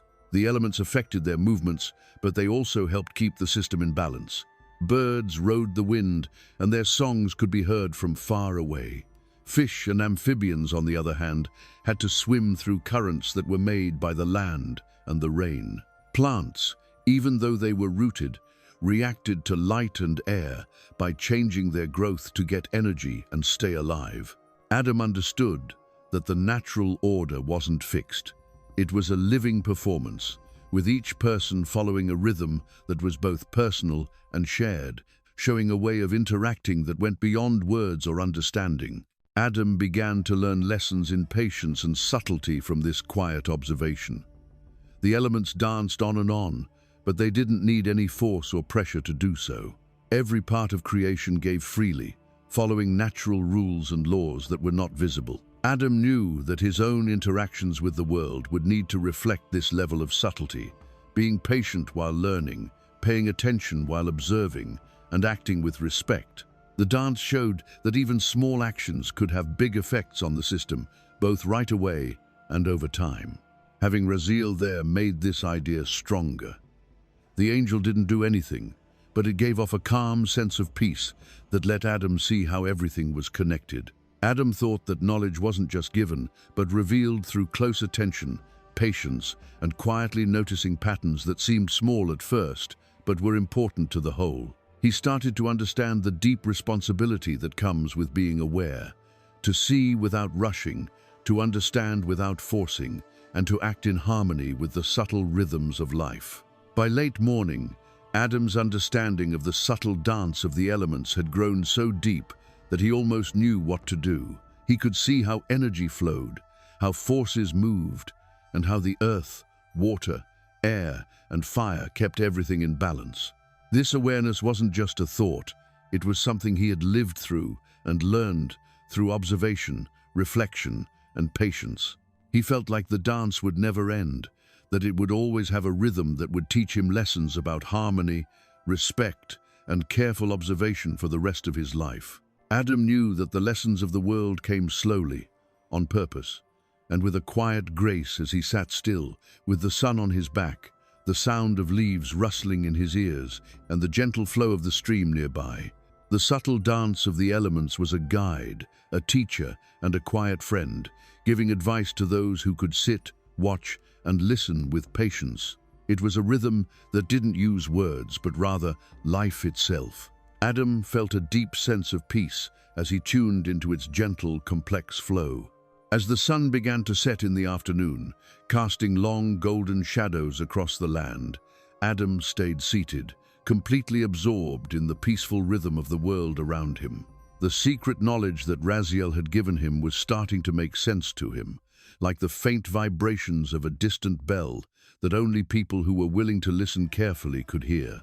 At first, these echoes were very faint, but with time and focus, Adam could feel them ringing through his mind and heart, mixing with his awareness of the natural order, the elements, and the memory of the garden that still lingered. The first echoes showed up in how he saw time and cycles. Adam saw the clouds moving slowly across the sky in a quiet line.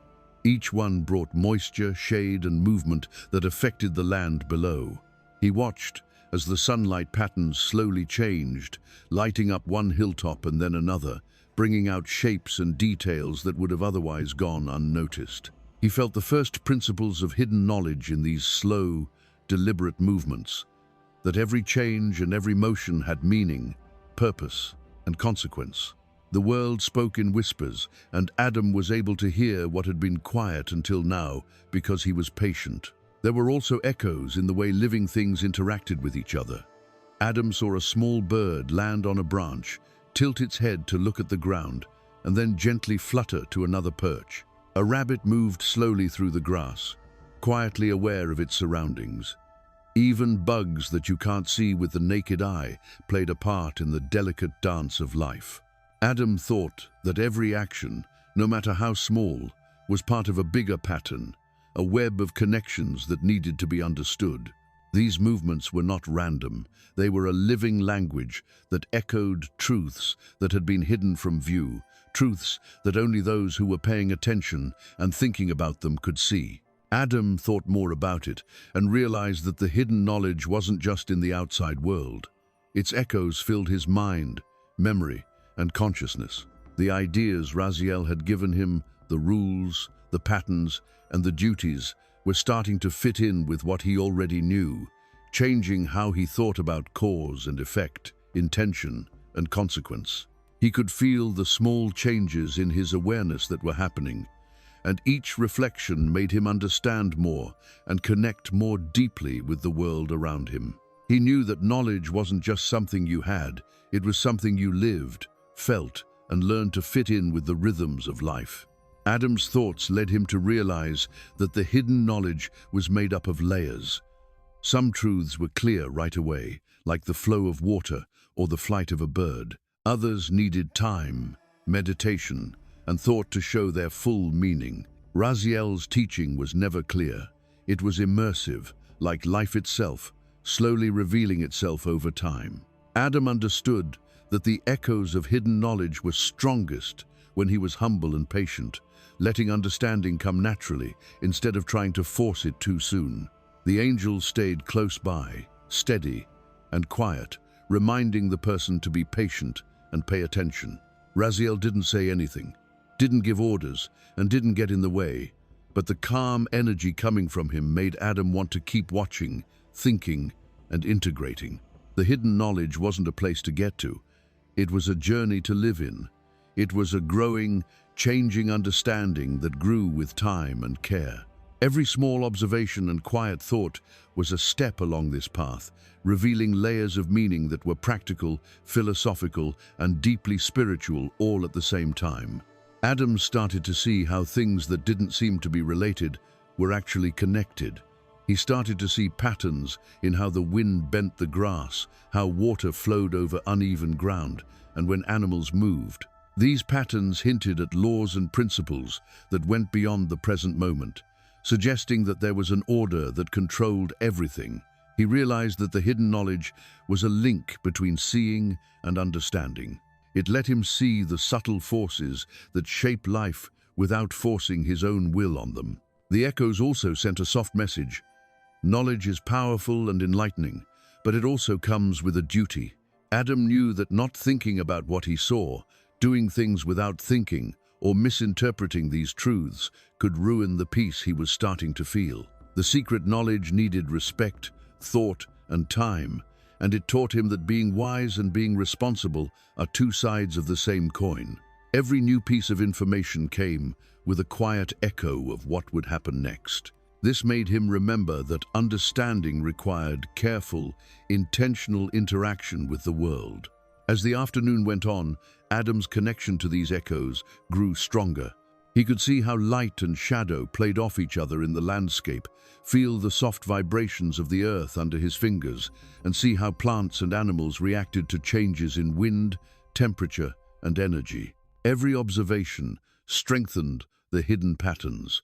Every reflection added a new layer of meaning, and every moment of focus made him more aware of how all life is connected. The world, with all its subtleties and complexities, became a living manuscript, and Adam was learning to read its quiet, complicated writing. Adam felt like he was really a part of everything by the end of the day. The secret knowledge was no longer outside of him, floating around in his mind. It had started to settle inside him, changing how he saw things, thought about things, and was aware of things. He felt the universe's rhythm flowing through him, and he knew that the echoes he heard were always there, never-ending and infinite. He understood that knowledge was alive, breathing in the movements of the world and the observer's thoughts. It was a never-ending dance of understanding that required humility, patience, and respect. Adam let himself sit still and take in the soft hum of creation and the quiet sound of Raziel's presence. The echoes of hidden knowledge were a soft, steady song that led him to a greater sense of awareness, understanding, and peace. Adam felt both grounded and expanded in this state of contemplation. He was connected to the world and in tune with its subtle rhythms. He was ready to continue the journey of learning, reflecting, and discovering that would shape his understanding of life, knowledge, and responsibility for all the days to come. As the night drew near, the landscape became very quiet. The sun went down lower, leaving long, amber streaks across the land. The earth's soft hum seemed to slow down as the light faded. Adam stayed sitting on a gentle slope, his senses very aware of the hidden rhythms of the world around him. The echoes of hidden knowledge that had started to resonate within him now felt like threads of light weaving through his heart and mind. Raziel was calm, steady, and patient, which made everyone feel at ease. It was a quiet promise that the next lesson would come naturally, without pressure or need. At that point, Adam started to feel the first gentle test of his understanding. There was no announcement for the lesson, and it didn't come with any fanfare. Instead, it looked like a quiet invitation, a series of small challenges and subtle observations that were part of the environment. A broken branch, a winding stream, and a changing pattern of shadows all gave Adam chances to see, understand, and act in line with what he had been learning. The test was gentle, not confrontational, and meant to help people understand, not judge or punish. First, Adam saw the stream. A small obstacle made the water change direction slightly, creating a shallow basin before it continued on its way. He watched as the current moved around the obstacle with patience and determination, flowing over and around it without any problems or delays. Adam learned from this simple act that he could face challenges with flexibility, awareness, and gentle persistence instead of force or haste. He understood that the way the world moved could teach him things, showing him patterns of resolution and balance that could help him make decisions and take action. Next, he saw how a small group of birds that were resting in the trees nearby acted.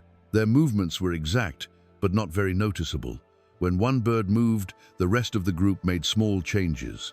Adam knew that this kind of coordination needed people to be aware, sensitive, and respectful of other people's space and rhythm. The lesson was clear. To understand the patterns of life, you had to both watch and fit in with the bigger picture. Knowledge was not an individual accomplishment, but a choreography with the universe, necessitating awareness, patience, and receptivity. The ground under his fingers gave him another chance to do the gentle test. Adam lightly dug into the ground, feeling its texture, moisture, and small changes. He found small creatures that were quietly going about their business and keeping life going in ways he couldn't see right away. The lesson came to light on its own. Every little thing matters, and being aware of subtle forces can help you understand things better. Adam learned how to combine what he knew with respect for the fragile balance of creation by watching without interfering. Raziel stayed close by, and his presence helped Adam stay calm as he went through this test. The angel's influence was quiet but deep, a gentle reminder that learning isn't about winning or mastering something right away. It's about slowly putting together what you learn. Every observation Adam made and every subtle pattern he noticed were part of a curriculum that put reflection, empathy, and being present above all else. The test wasn't meant to see if people passed in the usual way. It was meant to help them become more aware, understand things in a more complex way, and feel at peace with the world around them. As the shadows grew longer, Adam realized that there was another part of the test, how well he could use all of his senses to understand things. He heard the wind blowing through the trees, felt the warmth of the sun on his skin, saw the water moving and the animals moving, and felt the earth beneath him change in small ways. He had to put together pieces of a bigger puzzle from each perception, which meant combining insights from different levels of awareness. He understood that understanding was multi-dimensional and that it didn't come from seeing things in isolation, but from carefully putting together patterns, sensations, and reflections into a clear picture of the world. The gentle test also showed how important it is to be patient and hold back. Adam saw times when taking action right away wasn't needed or even hurtful. A branch blocked the way, but the water and animals naturally changed over time. When observation was patient, intervention was measured, and insight was allowed to unfold slowly. Patterns started to show up. The lesson was clear. Knowledge and wisdom grow when you let the world show itself to you at its own pace, instead of trying to control it too soon. From these observations, Adam started to understand a deeper truth. You can't understand something without being there. He had to be fully aware, fully involved, and fully open to the gentle test. He couldn't rush the insights or ask for them. He could only take part in the ongoing rhythms of creation, paying attention to the subtle cues and patterns that held hidden knowledge. This is how learning became a quiet, immersive activity, a constant conversation between the observer and the environment, the mind and the world, and the seen and the unseen. Adam felt more and more calm and confident as the sun went down. The gentle test wasn't meant to show off skills, it was meant to help people become more aware, patient, and respectful. Every observation, every thought, and every small interaction with the world made the lessons he had learned from Raziel stronger. The test showed that true understanding was less about getting information and more about living in the rhythms of life, seeing the hidden patterns, and carefully, respectfully, and mindfully combining knowledge. Adam sat quietly, thinking about things, as the first stars began to shine in the evening sky. He could feel the world's subtle currents flow around him. The gentle test of understanding had turned into not a challenge, but a meditation, a way for him to connect more deeply with the hidden knowledge, the natural order, and the eternal rhythm of creation. In this peaceful place, Adam realized that wisdom, patience, and respect were all connected. He also realized that the world itself, with its subtle dance of elements and echoes of secrets, was both a teacher and a friend on the journey of gaining insight and awareness. As the night wore on and the first faint stars began to appear in the twilight sky, a quiet stillness fell over the land. Adam stayed seated, feeling the cool evening air on his skin and hearing the distant sound of a stream running through the landscape. These sounds helped him relax and think. In this peaceful place, Raziel moved a little closer. His presence was calm but commanding, an unspoken sign that the next lesson was about to begin. Adam felt that the angel would not only help him see the world tonight, but also see the patterns that shaped destiny itself. The lesson started off slowly. Raziel pointed softly to the sky, where stars twinkled like old lights. They looked like they were scattered randomly, but they actually made constellations and paths. Adam saw the planned spacing, the patterns of the movement of the stars, and how the light from the planets interacted with the dark.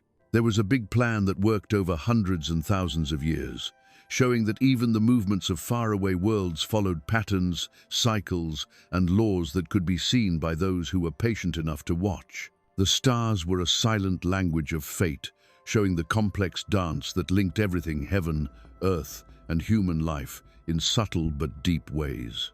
Then, Raziel told Adam to pay more attention to the world below their feet.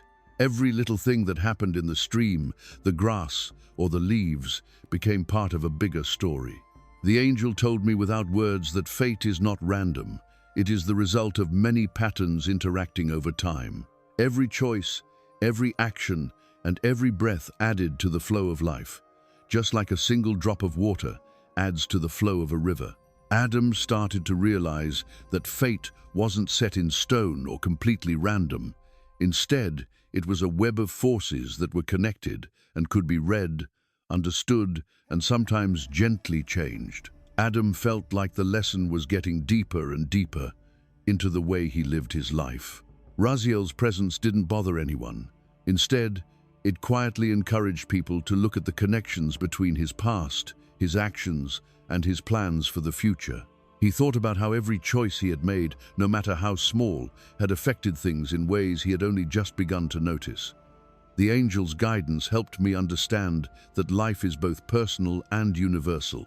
Each person's thread was important, but it was also woven together with the threads of many other people, creating a tapestry of cause, effect, and chance that is always changing. The angel then showed how the unseen forces of fate showed up in the real world by making small movements and gestures.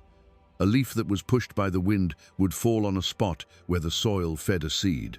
A small stone that rolled down a stream would change the direction of the water, letting it grow in a different place. Adam learned from Raziel that small things like this were signs of destiny at work, gentle pushes that could change the course of events without being too strict. Each pattern was both fixed and changeable, showing that fate was not a series of strict predestinations, but a living web of influence, potential, and connection. Adam started to see the moral aspects that were built into these patterns. Actions that were in line with harmony, awareness, and patience made small waves of balance, while actions that were done quickly, selfishly, or without thinking about the order around them caused problems, imbalance, and consequences. He understood that destiny was not a neutral or mechanical process. It was a living interplay of free will, intention, and the fundamental principles of creation. Raziel's lesson was clear. To understand the patterns of fate, you need to know a lot, be aware of things, take responsibility, have insight, and show respect. The angel pointed out the cycle of day and night to Adam, showing him the bigger patterns that govern all life.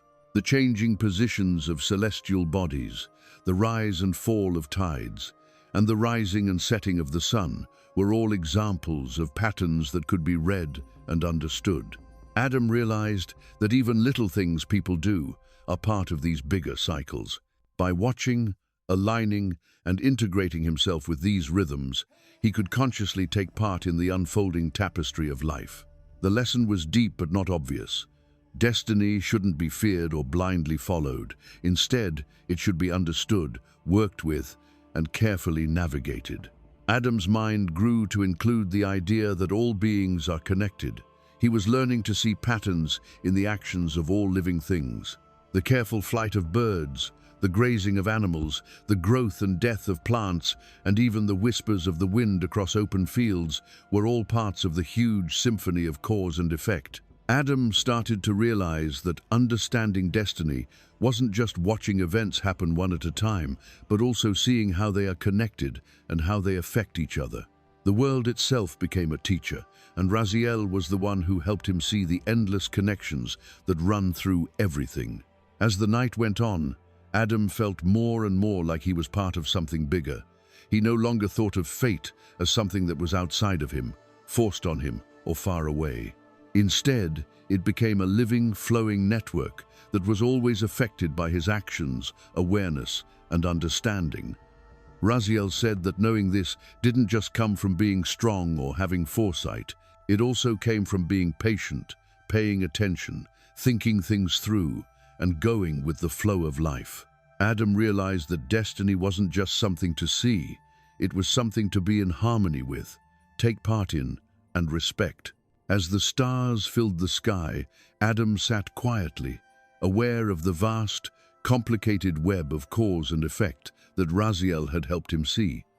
The patterns of fate were delicate, all around us, and beautiful. They were woven into every breath, every movement of the world, and every whisper of nature.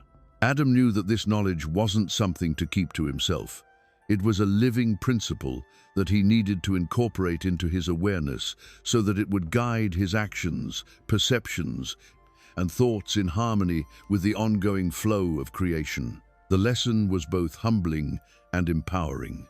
Destiny was a dance of infinite threads, and Adam, now attentive and aware, had learned to follow its rhythm with reverence, patience, and insight. As night fell completely, the stars' soft, silvery light lit up the earth. Adam stayed sitting and felt the subtle vibrations of the world below him, the steady hum of the soil, the whisper of the wind, and the faint rustle of leaves. During this quiet, thoughtful hour, he thought about what Raziel had taught him, the echoes of hidden knowledge, and the patterns of fate that were starting to show themselves to him. At this point, in the stillness of night, the angel led him to a deeper understanding, the quiet, heavy responsibility that comes with knowing. Adam understood that knowledge was more than just a bunch of facts or observations. It was a living, breathing thing that was part of life itself. Every new piece of information he learned, from seeing the hidden language of creation to noticing the subtle dance of the elements, came with a sense of duty. He knew that knowledge came with responsibilities. To be knowledgeable meant to be aware, to be careful, and to respect the fragile balance that kept the world in harmony. Raziel's quiet presence drove home this lesson, not with words, but with the stillness and patience that made people think and see things clearly.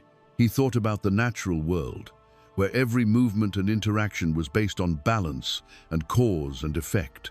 The wind pushed seeds to good soil, the stream brought water to roots, and even the smallest creatures were part of a huge web of life.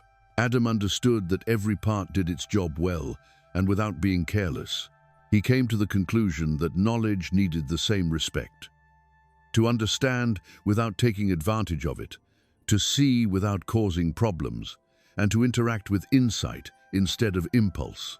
It was a quiet, steady duty that came naturally to him, just like the way the world moved around him. The duty of knowledge also included the patterns of fate that he had started to see. Adam knew that the things he did, thought, and wanted could have small but important effects on the results. Even small decisions had effects that spread through the living network of life. Raziel had taught him that fate was a web of threads that were all connected. Now, Adam knew that knowledge was the key to getting through it wisely. He could lose the balance he had been learning to see if he acted without thinking, didn't care about understanding, or didn't care about the consequences of insight. Knowledge was a gift, but it also came with the quiet responsibility of taking care of it. Adam thought more about what it means to be aware of other people. People were not supposed to keep understanding to themselves or use it to control others. They were supposed to use it to build harmony, empathy, and patience. The lessons of the natural order, the secret language of creation, and the subtle dance of the elements all pointed to the same truth. Knowledge must be combined with care, observation, and awareness. Every revelation came with the unspoken expectation that it would be respected, not just for personal gain, but also for the balance and continuation of life itself. The duty of knowledge was quiet, but huge. It was a principle that needed constant attention, humility, and thought. He thought about the angel Raziel, who had led him patiently and without pressure or force. The angel's way of sharing knowledge showed the right way to do it. Slowly, gently, and with an understanding of how well the other person could understand. Adam understood that this way of doing things was similar to the responsibility that comes with knowledge. To teach, act, or intervene, one needed to be sensitive, patient, and have a deep understanding of timing and consequences. When used carelessly, knowledge could upset the balance, but when treated with respect, it could help people grow, find peace, and gain new understanding. As Adam became more aware, he started to see the moral implications of everything he had learned. Not only did each pattern of nature, each ripple of destiny, and each echo of hidden knowledge suggest ways to act, they also suggested ways to hold back. To know meant to understand that influence could be both small and big, and that making decisions required both thought and kindness. The quiet duty of knowledge required a balance between being humble and understanding, between seeing and not acting, and between knowing and doing. The night air also sent small messages that helped reinforce the lesson. A gentle breeze bent the branches without breaking them. A stream flowed over rocks without losing its purpose. At night, animals moved in harmony with each other, each respecting the other's space and rhythm. Adam thought that these natural interactions were examples of the same rule that governed knowledge. Every action, insight, and choice could lead to harmony or chaos. He knew that being aware and being responsible were two sides of the same coin. By midnight, Adam's mind had fully taken in the quiet weight of this lesson. The duty of knowledge wasn't a burden in the usual sense. It was a guiding principle that needed mindfulness, patience, and respect. He knew that to see, learn, and understand was to be part of a bigger web of life, to respect the hidden patterns of creation, and to act with thought instead of impulse. When you accept this, knowledge becomes a force for understanding, alignment, and gentle guidance in the world. Raziel was always there, quietly watching Adam think and grow. The angel didn't say anything else because the lesson had already been learned. Adam felt a deep connection to the natural order, the universe's hidden rhythms, and the ongoing duty that knowledge brought with it. He knew that wisdom could not be separated from action based on insight, and that the quiet duty of knowledge would always be with him as he made observations, thought about them, and made decisions.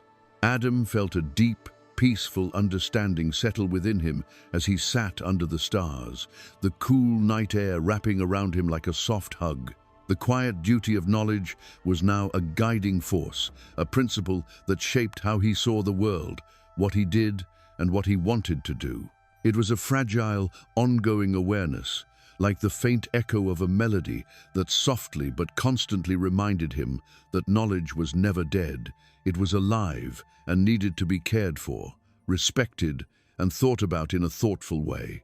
The night grew darker around Adam, and the world seemed to breathe in a slow, steady way. The cool night air carried the faint smells of earth, water, and plants. The stars in the distance glowed softly, like scattered embers on a velvet sky. In this peaceful place, a deep silence fell over him, like a veil of silence that he could almost touch. Adam found the deep power of reflection under this veil. It was a stillness that let him hear the whispers of creation and the subtle currents of understanding flowing through his mind. Adam felt the weight of what he had learned that day, the hidden language of creation, the dance of the elements, the echoes of knowledge, and the gentle tests that Raziel had given him. But he knew that these lessons needed more than just watching. They needed thinking about. The silence made him look inside himself, put together everything he had seen and learned, and see how outside events were connected to what he was aware of inside himself. Reflection wasn't just sitting back and thinking. It was an active, conscious interaction with both the visible and hidden parts of life.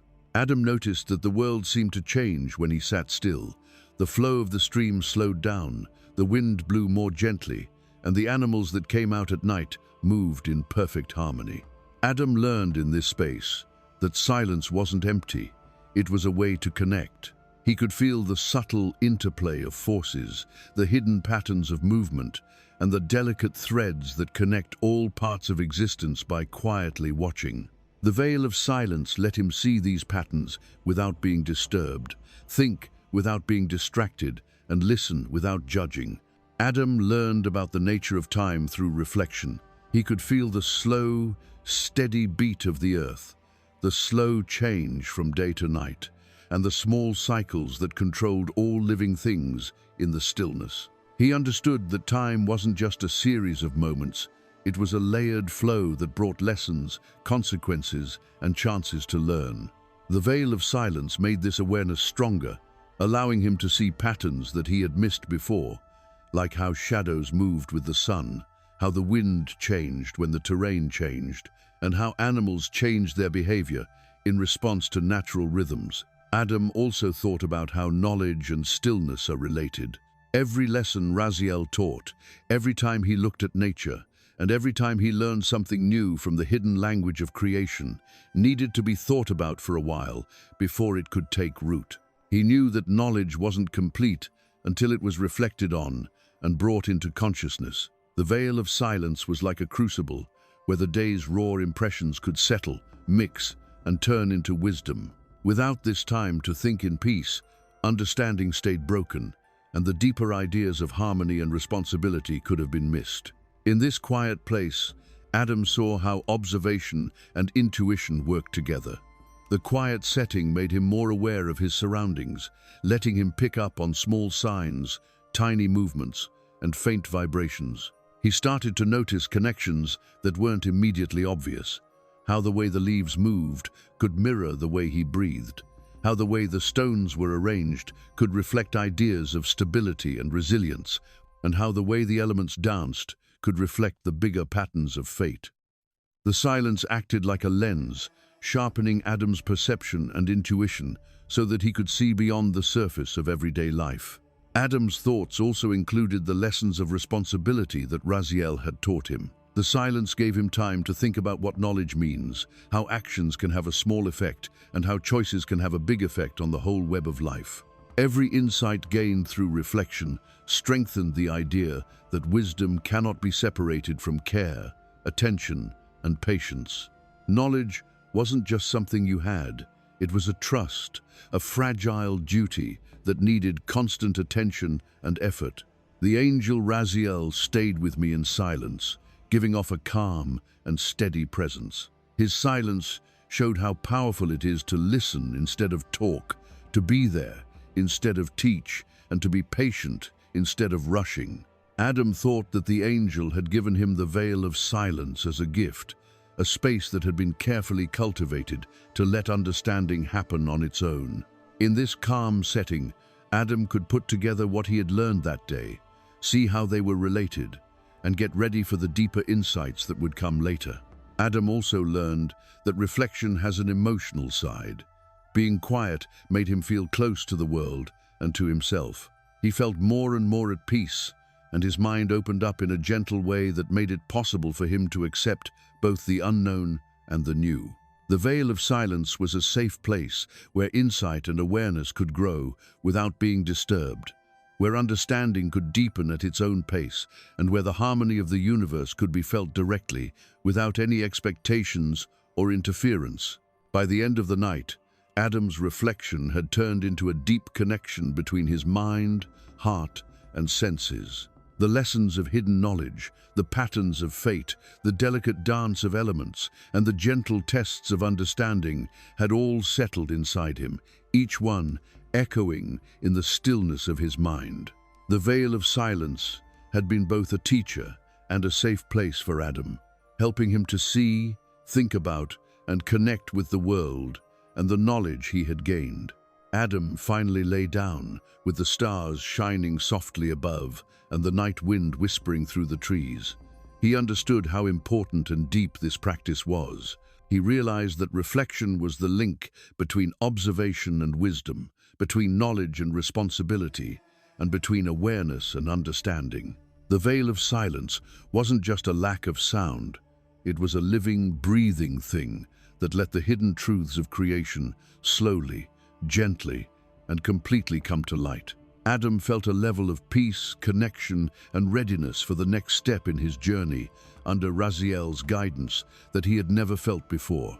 The early hours of dawn came quietly, with the world still covered in the soft, lingering shadows of night. Adam stayed quietly thinking while sitting on the edge of the stream where the water reflected the first light of day.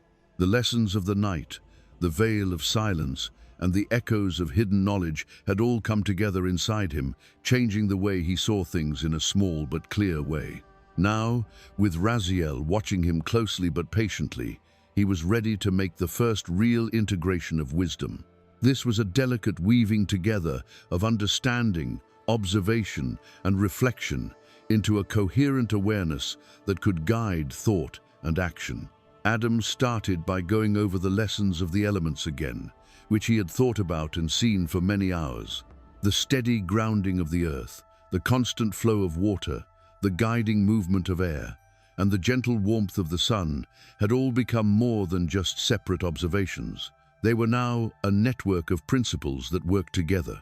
Adam saw how each part affected and helped the others, making a balanced and harmonious system when he thought about it quietly. He understood that the first step to integrating wisdom was to understand how these forces worked together. He knew that knowledge was most powerful when it was used in the context of the whole, not just in pieces. Adam connected the lessons of hidden knowledge to the patterns of destiny he had started to see, and they really hit home. He remembered how little things, like small choices and watching things happen over time, could change things in ways that were both immediate and long-lasting. Now, in the quiet light of early morning, he could see how these threads fit together to make a whole.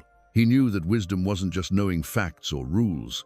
It was also being able to see how things are connected, predict what will happen, and act in a way that is in line with the natural order. The combination of knowledge and observation was the link between understanding and taking responsible, effective action. Adam thought about the moral lessons he had learned as well. He thought about the soft responsibility that comes with knowledge, the quiet duty to act with awareness, and how important it is to hold back when you understand something. To integrate wisdom, one must not only understand, but also intend, to perceive without disrupting, to influence without imposing, and to align personal action with the harmony of the greater system. Now, every observation of the elements, every piece of hidden knowledge, and every echo of destiny added to a more complex understanding of cause, effect, and moral consequence. Raziel stayed close by, quiet but still able to guide Adam, sending out signals that he was on the right path. The angel's presence was a quiet reminder that wisdom doesn't come quickly or easily. It comes from paying close attention, thinking things through, and putting them into practice. Adam understood that the process of integrating wisdom never ends and requires constant attention, patience, and humility. It wasn't just one thing that made me successful.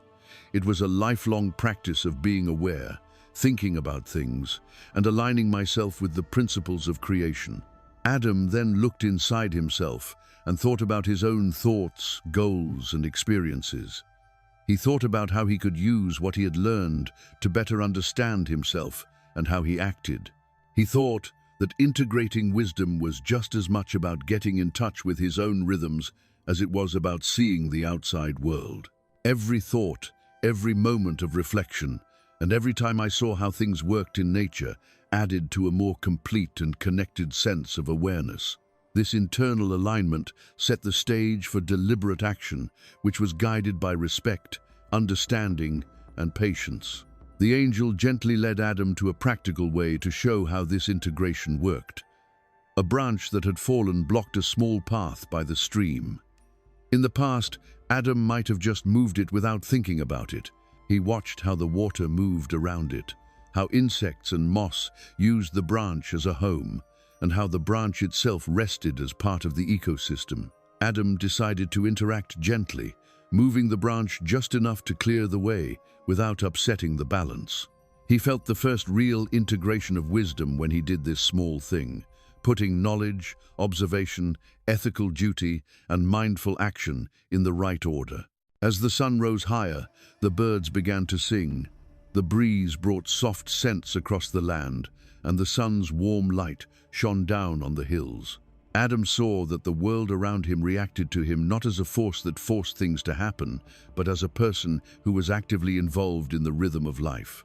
His every thought and action showed that he had learned to be patient, think things through, and bring things together. The world itself seemed to recognize his growing awareness, which strengthened the idea that wisdom is not something you do alone, but something you do with all of creation. Adam also thought about how integration is always going on.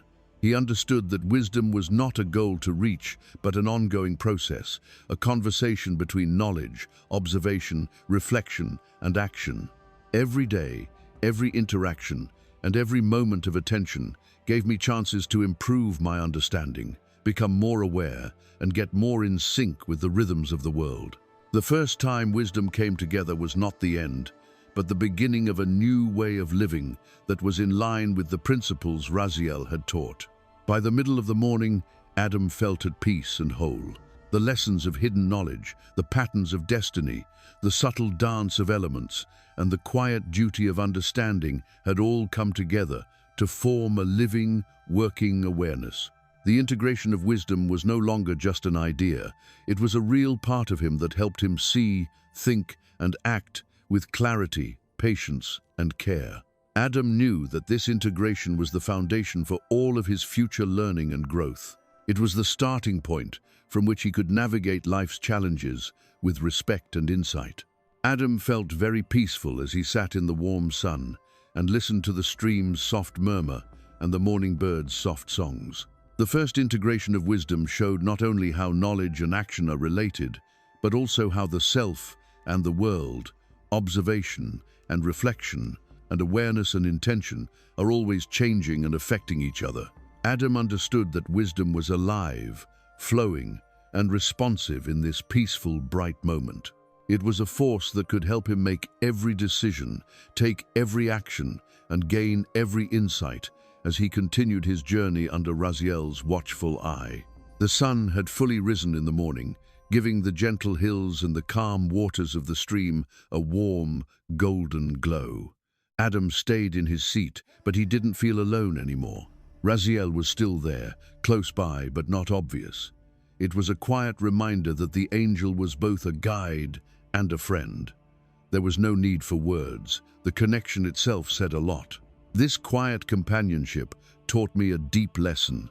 A mentor, guide, or guardian doesn't always have to teach or talk. They can also show you how to be aware of the world around you and give you patient, steady support. Adam felt a strong sense of trust growing. Raziel didn't ask Adam to do anything or understand right away. Instead, the angel's calm presence let Adam move at his own pace, look at the world without feeling rushed, and learn lessons naturally. In this quiet space of friendship, Adam began to see subtle patterns of guidance. He saw how Raziel's presence radiated focus and patience, how it encouraged stillness and attention, and how it reinforced the idea that wisdom grows naturally when it is cared for and respected. The quiet company itself was an extension of what Adam had been learning about patience, observation, and reflection. As Adam walked slowly along the stream, he noticed that Raziel was always close by, moving with him, never ahead or behind, but always in sync with the rhythm of his steps. The angel's silence was on purpose. It was a way of teaching that focused on being there instead of giving directions. Adam realized that he was more aware of the world around him. He had to learn to see patterns and principles without being told how to do so. The stillness seemed to connect with the birds, insects, and the gentle sway of the trees. He started to realize that Raziel's company wasn't about keeping an eye on him, but about making a place where observation, reflection, and integration could happen. Adam was also able to explore the emotional side of learning because of the quiet company. It was comforting to know that help was available without being forced, that support was there without being pushed, and that understanding could come at its own pace. This understanding gave me a sense of calm, confidence, and quiet courage to learn without worrying about failing or being judged. Raziel's presence made it clear that learning was a process, not a performance, and that the journey itself, which required careful attention, patience, and reflection, was just as important as any outcome. Adam started to see how Raziel's presence changed the way he felt inside in small ways. His mind became more focused, calm, and aware of the small things. The quiet companionship was like a mirror of mindfulness. By just watching the angel stay calm, Adam learned how to be patient, focused, and act on purpose. He understood that wisdom was not solely dependent on knowledge or observation, but also on character, specifically the development of inner qualities that enable one to perceive and act in accordance with the natural order and the intricate patterns of existence. The stillness they all shared seemed to affect the landscape around them. The sound of leaves rustling turned into a soft symphony. The sound of the stream moving turned into a soft, steady melody, and even the distant hills seemed to glow with a peaceful light. Adam felt a strong connection to everything. He realized that being with Raziel made him more aware, not by telling him what to think, but by making the environment supportive and patient so that subtle understanding could happen naturally.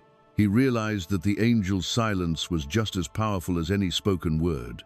It showed him how important it is to pay attention, how strong it is to be present, and how powerful it is to take your time. As the day went on, Adam started to play around with what he had learned. He moved stones in the stream to see how they changed the flow of water, keeping track of the balance between cause and effect. He moved a fallen branch to see how plants and animals reacted, being careful not to break the delicate balance. Adam combined observation with action, reflection with intervention, and awareness with moral duty through these small actions. The quiet presence of Raziel gave structure and stability, which made it possible to try new things without fear and to combine things without being careless. Adam also thought about the deeper spiritual side of this friendship. Raziel's silence showed that he understood that guidance is often most effective when it allows for independent discovery. He understood that real mentorship helps people grow by being there for them, setting an example, and giving them peace of mind, not by telling them what to do or what to expect. The quiet companionship taught me about trust, patience, and how to respectfully gain wisdom. It showed me how to share and learn from knowledge without using force or coercion. Adam sat under the soft light of the setting sun in the evening, feeling very thankful and connected. Raziel's quiet presence had changed the way he interacted with the world, letting him learn more deeply, think more deeply, and act more mindfully. He knew that wisdom doesn't grow when you're alone. It grows when you have someone to guide you, watch you, and be patient. The angel's presence reminded me that learning is both a personal and social journey, and that having a guide who is quiet and steady can change how you think, how patient you are, and how well you understand things in ways that just talking to someone can't. As night fell, Adam felt the first signs of a deeper integration, the mixing of knowledge, reflection, moral duty, and awareness of relationships. Raziel's quiet presence was no longer just outside of Adam. It had started to resonate inside of him, bringing him peace, making him more aware of the rhythms of life, and helping him pay more attention to what was going on around him. He felt whole in this quiet, shared presence. He was ready to keep exploring the deeper mysteries of knowledge, destiny, and the web of creation that Raziel had begun to show him. As the days went by, Adam started to notice the rhythm of life around him more and more clearly. The soft rustling of leaves, the quiet murmur of the stream, and the measured flight of birds all taught me a lesson. Patience is not just waiting.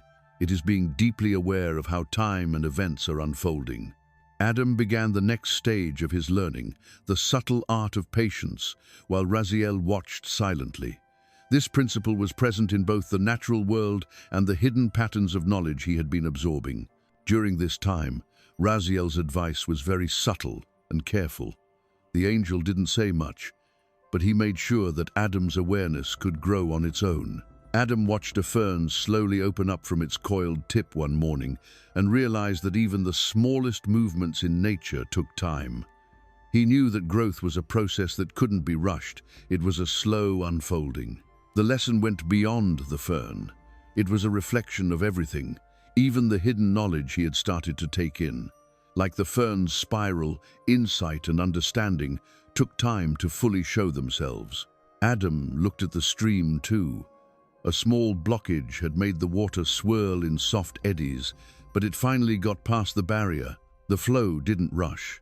It changed slowly, steadily, and with quiet strength. Raziel taught Adam this subtle lesson. To be patient, you have to trust the natural order of things, know that life doesn't always follow a set pattern, and realize that progress comes from being persistent and aware.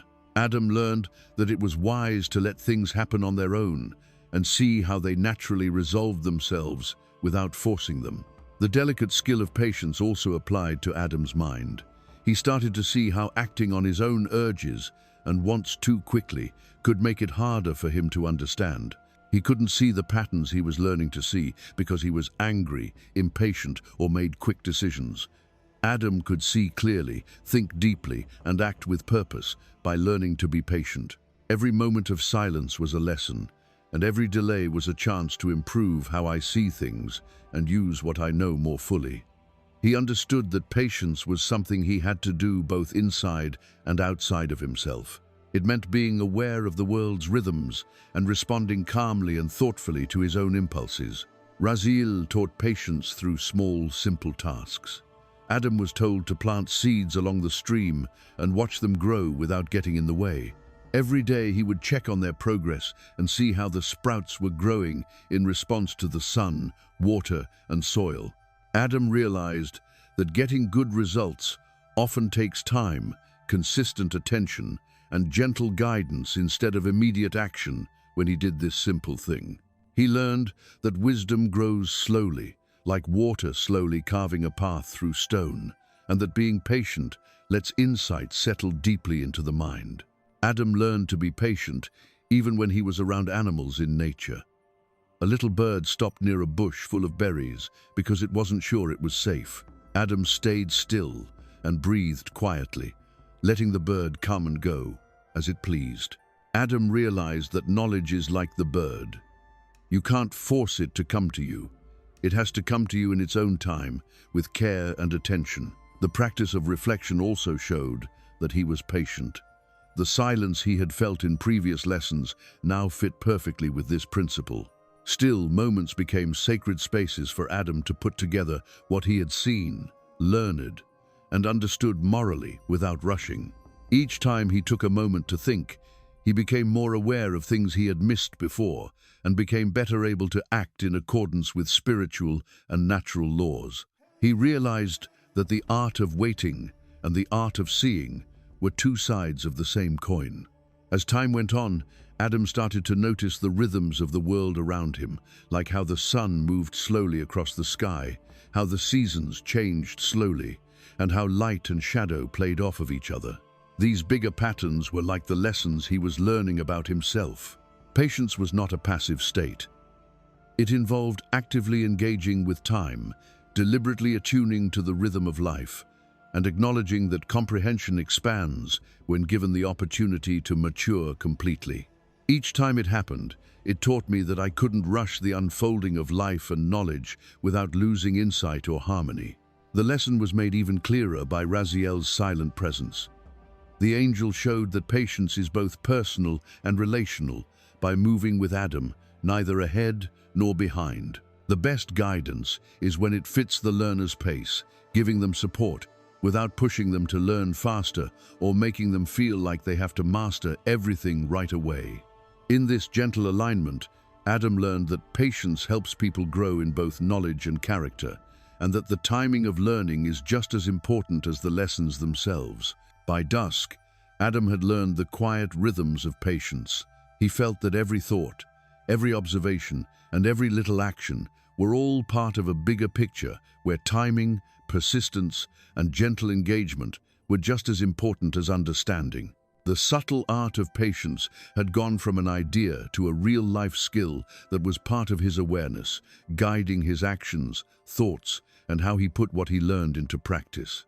As night fell again, the stars softly reflected in the still stream, and Adam felt a peaceful, almost meditative connection to the world.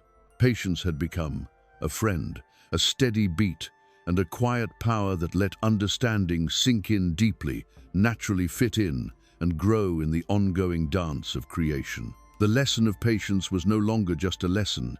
It had become a way of life for Adam, shaping his mind and getting him ready for Raziel's quiet, attentive guidance on his journey of wisdom. The trees let in the soft light of early morning, which cast long, soft shadows across the land. Adam sat quietly by the stream, listening to the world around him. It seemed like every bird call, rustle of leaves, and ripple of water had a secret meaning. He got ready to learn the next important lesson, the first patterns of influence, while Raziel watched over him with patience. Here, he would start to understand how actions, both seen and unseen, spread through the world, changing events, interactions, and even the course of life itself. Raziel told Adam to pay attention to the little things happening around them. A leaf fell off its branch and floated down the stream. The water moved it along a winding path until it got stuck against a small rock, which changed the flow slightly downstream. Adam saw this quiet exchange and understood that even small things could have big effects over time. He knew that influence didn't always look big at first. Instead, it showed up in small, gradual ways that needed to be noticed and paid attention to. The angel's lesson was clear. Nothing exists on its own, and every action, no matter how small, has an effect on the network of life in ways that are sometimes hard to see. Adam started to notice these patterns in other things that happen in nature.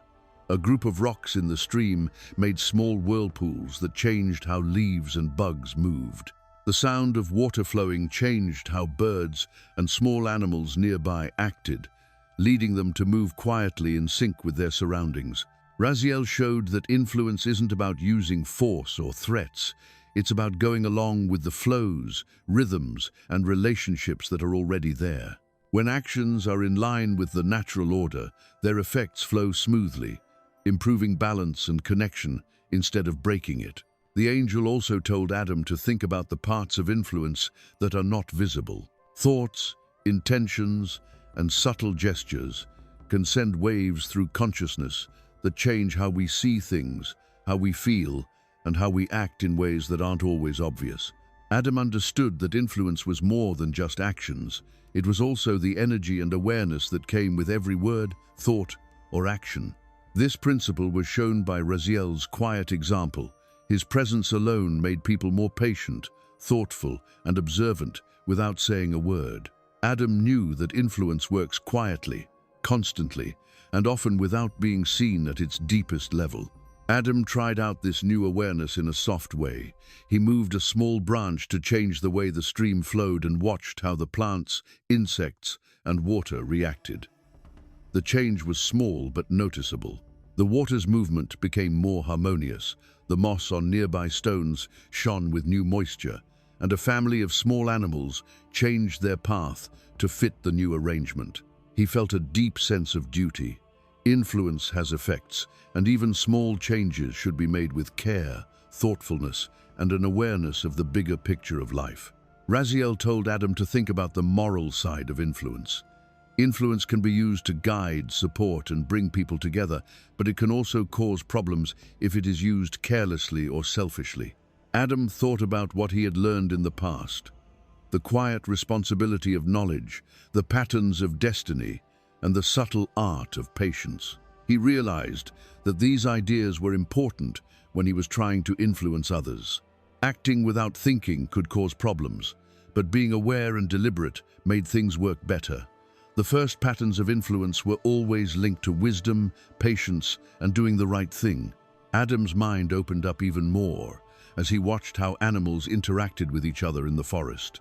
The flight of a bird scared small bugs, which then changed the way plants moved and the way the stream rippled.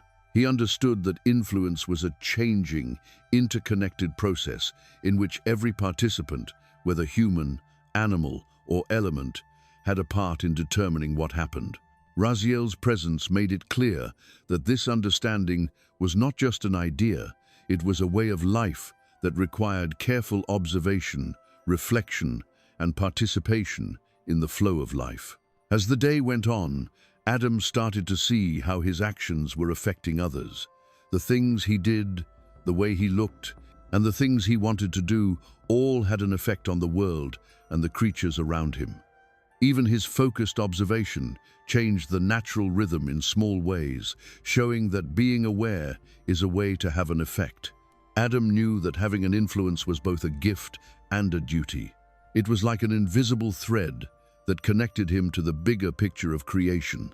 He understood that the first patterns of influence are soft, build on each other, and work best when they are in harmony with each other instead of trying to control them. Raziel told Adam to think about how influence works over time. Just as the small leaf slowly changed the flow of the stream, so too could human actions, thoughtful, planned, and patient, change things over time. Influence wasn't about getting quick results, it was about understanding what would happen, watching how people interacted, and being aware of how you fit into the bigger picture of life. Adam thought that wisdom makes it easier to use influence in a subtle way, changing it from random or reactive action into planned, moral interaction with the world. Adam's understanding of influence had grown by the end of the day. He knew that everything is connected, that small actions can have a big impact, and that ethical, patient engagement is important. The first patterns of influence were no longer just something he noticed. They had become a way of life that shaped his thoughts, actions, and interactions. Adam felt at peace with the world, as if everything he did and thought fit in with the natural rhythms he had been learning to notice. Raziel's quiet presence made the lesson stronger by showing that real influence comes from a place of deep respect for the interconnected web of creation and flows gently and thoughtfully. As night fell, the stars mirrored the small connections Adam had noticed all day. Every light, shadow, and reflection reminded me that influence is a quiet, all-encompassing force that changes things in both obvious and hidden ways. Adam was thankful for this first insight, which showed him that influence is a tool of wisdom that needs patience, attention, and moral judgment. He took on the responsibility and the quiet power of his actions, with Raziel by his side, ready to keep going on his journey toward deeper understanding, insight, and alignment with the patterns of creation. The soft light of dawn spread across the horizon, warming the gentle slopes of the land with a soft touch. Adam sat quietly, thinking about things. He could hear the soft rustle of leaves, the slow flow of the stream, and the faint calls of birds in the distance. With Raziel's steady presence, he was now ready to learn a deeper lesson that combined the essence of thought, intention, and understanding, the relationship between will and knowledge. He would start to understand how the conscious act of making choices is shaped, guided, and amplified by the wisdom one carries, and how knowledge only has meaning when it is in line with deliberate will. Adam thought about what he had learned so far. He understood that knowledge was a living thing with a lot of potential, but it was useless unless it was used. It showed patterns, showed hidden links, and gave insight into both natural and spiritual truths. But knowing things didn't change the results. It needed the direction of intention, the concentration of will, and the careful use of choice. Raziel's presence made this point even stronger. Wisdom works best when the person observing acts with a clear purpose instead of just collecting information passively. The angel showed Adam a group of reeds growing by the water's edge. The reeds moved easily with the wind, following its path without any trouble. Adam saw that the reeds moved gracefully, but their path was completely controlled by outside forces.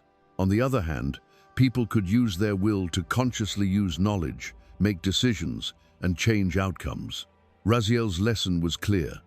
Adam could intentionally direct knowledge, choose actions that were in line with his insights, and interact with creation on purpose instead of just reacting to its currents.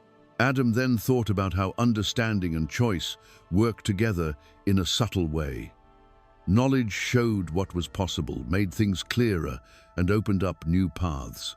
Will gave people direction, determination, and the courage to act on what they knew.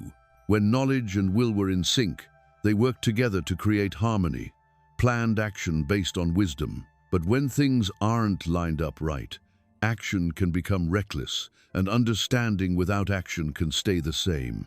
Adam understood that to master himself, he needed to take care of both the light of knowledge and the guiding force of will, letting them work together smoothly. To see this interaction in action, Raziel told Adam to do a simple task. A tree that fell partially blocked the stream, changing the flow of water. Adam watched closely, weighing the pros and cons of getting involved. Moving the tree completely could change the habitats of animals, while leaving it alone could change the natural flow of the water. Using what he had learned about balance, consequence, and harmony, Adam used his will to make only small changes to the tree.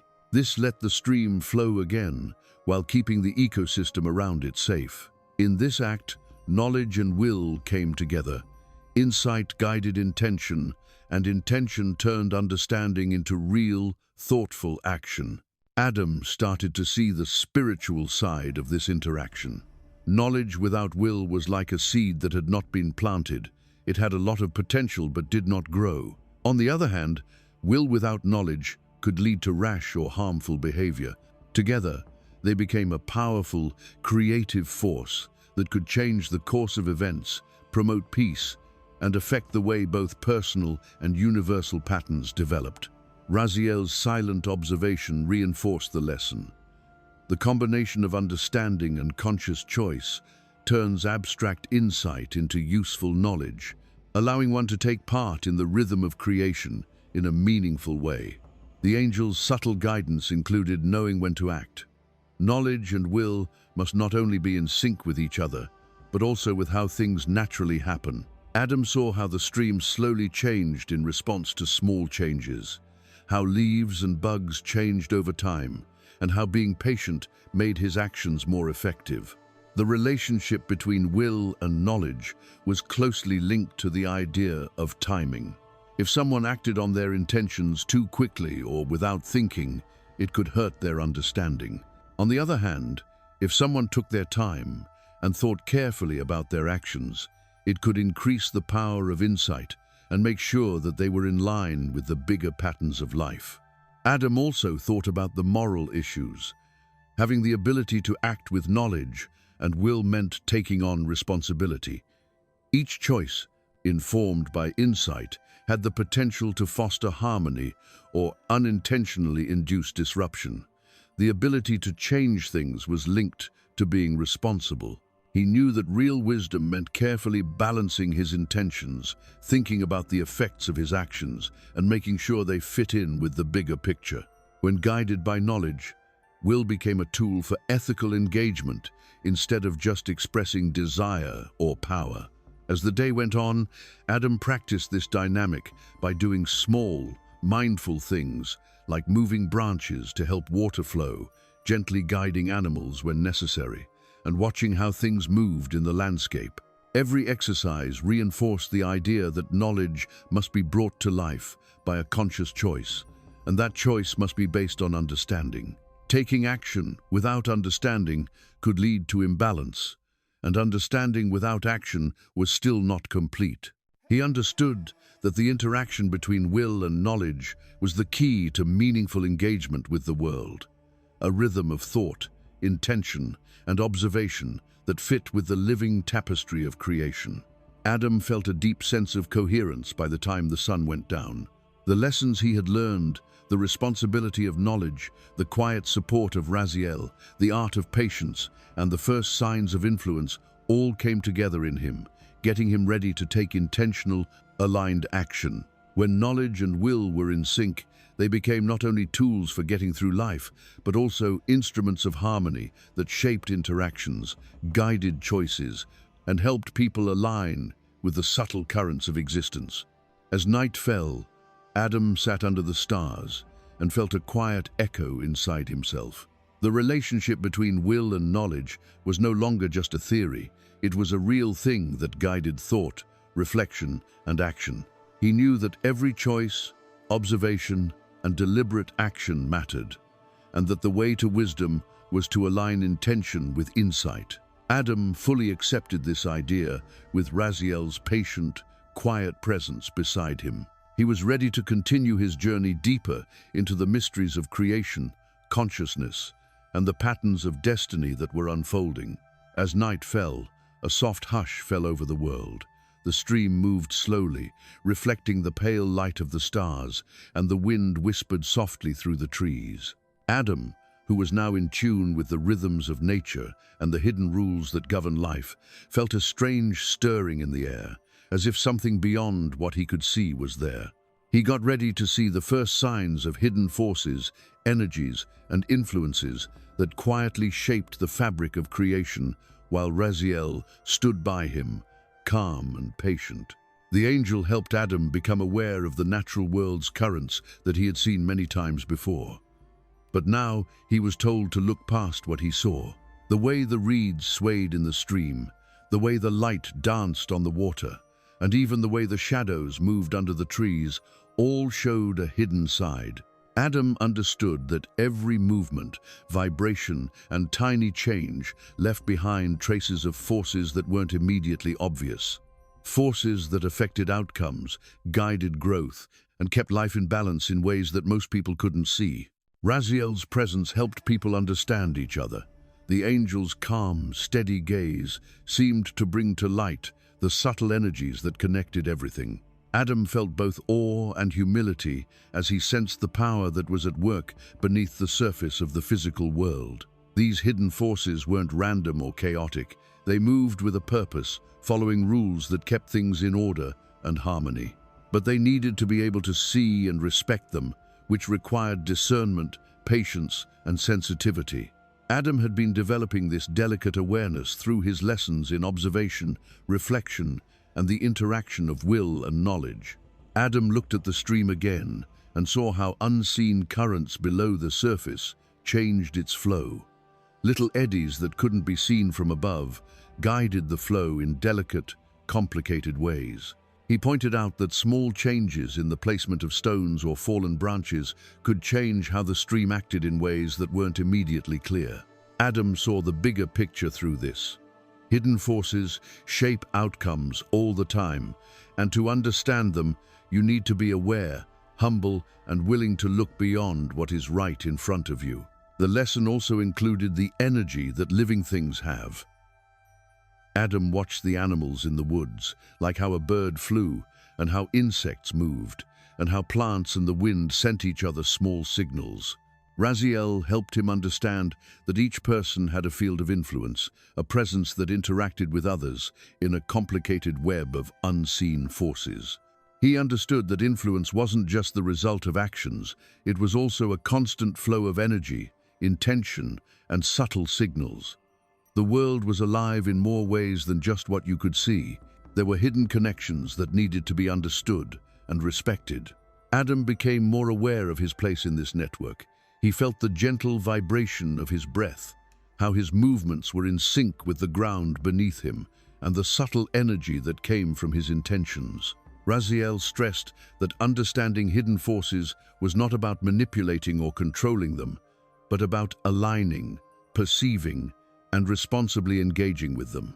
Every thought, every small gesture, and every action had an effect on patterns that went beyond what was immediately obvious. It was wise to see these connections and actively take part in their flow. As the day went on, Adam kept looking around. He saw shadows made by trees and rocks and thought about how light changed shapes to show depth, direction, and pattern. He watched the wind as it moved, leaves, and carried scents that affected animals far beyond what he could see. It moved around hills and valleys. Every observation revealed new levels of complexity, teaching Adam that reality was made up of both seen and unseen forces that were all connected in a delicate, ever-changing balance. The hidden forces weren't far away or hard to understand. They were in every movement, every pattern, and every moment of life. Raziel told Adam to think about the moral and ethical aspects of this news. It was a privilege to see hidden forces, and it took care and honesty to do so. If you don't understand or use this awareness correctly, it could cause harm or imbalance. To understand these forces, Adam had to be responsible, humble, and make a conscious effort to follow the rules of harmony he had been learning. Raziel silently told him that true wisdom is always linked to respect for the unseen forces that shape life. By the end of the day, Adam was filled with awe and respect. The hidden forces showed themselves as a living tapestry of connections, subtle guidance, and constant influence. There was a web of energy, intention, and consequence that connected every rock, leaf, stream, and creature. Adam felt like his journey was entering a deeper phase, one where perception went beyond the physical, where understanding included both visible and invisible dimensions, and where his actions and choices would have an effect on this complex web of forces. Adam sat under the stars at night and felt the quiet hum of the hidden forces around him. He felt the world's balance, the soft flow of energies, and the quiet direction that shaped life. Adam accepted the lesson with Raziel by his side, silent but fully present, that to truly understand something, you need to not only observe and think about it, but also be in tune with the unseen, respect the forces that shape outcomes, and patiently and humbly participate in the living web of creation. This first look at hidden forces opened the door to a deeper, more profound wisdom that would guide him through all of his future lessons and experiences.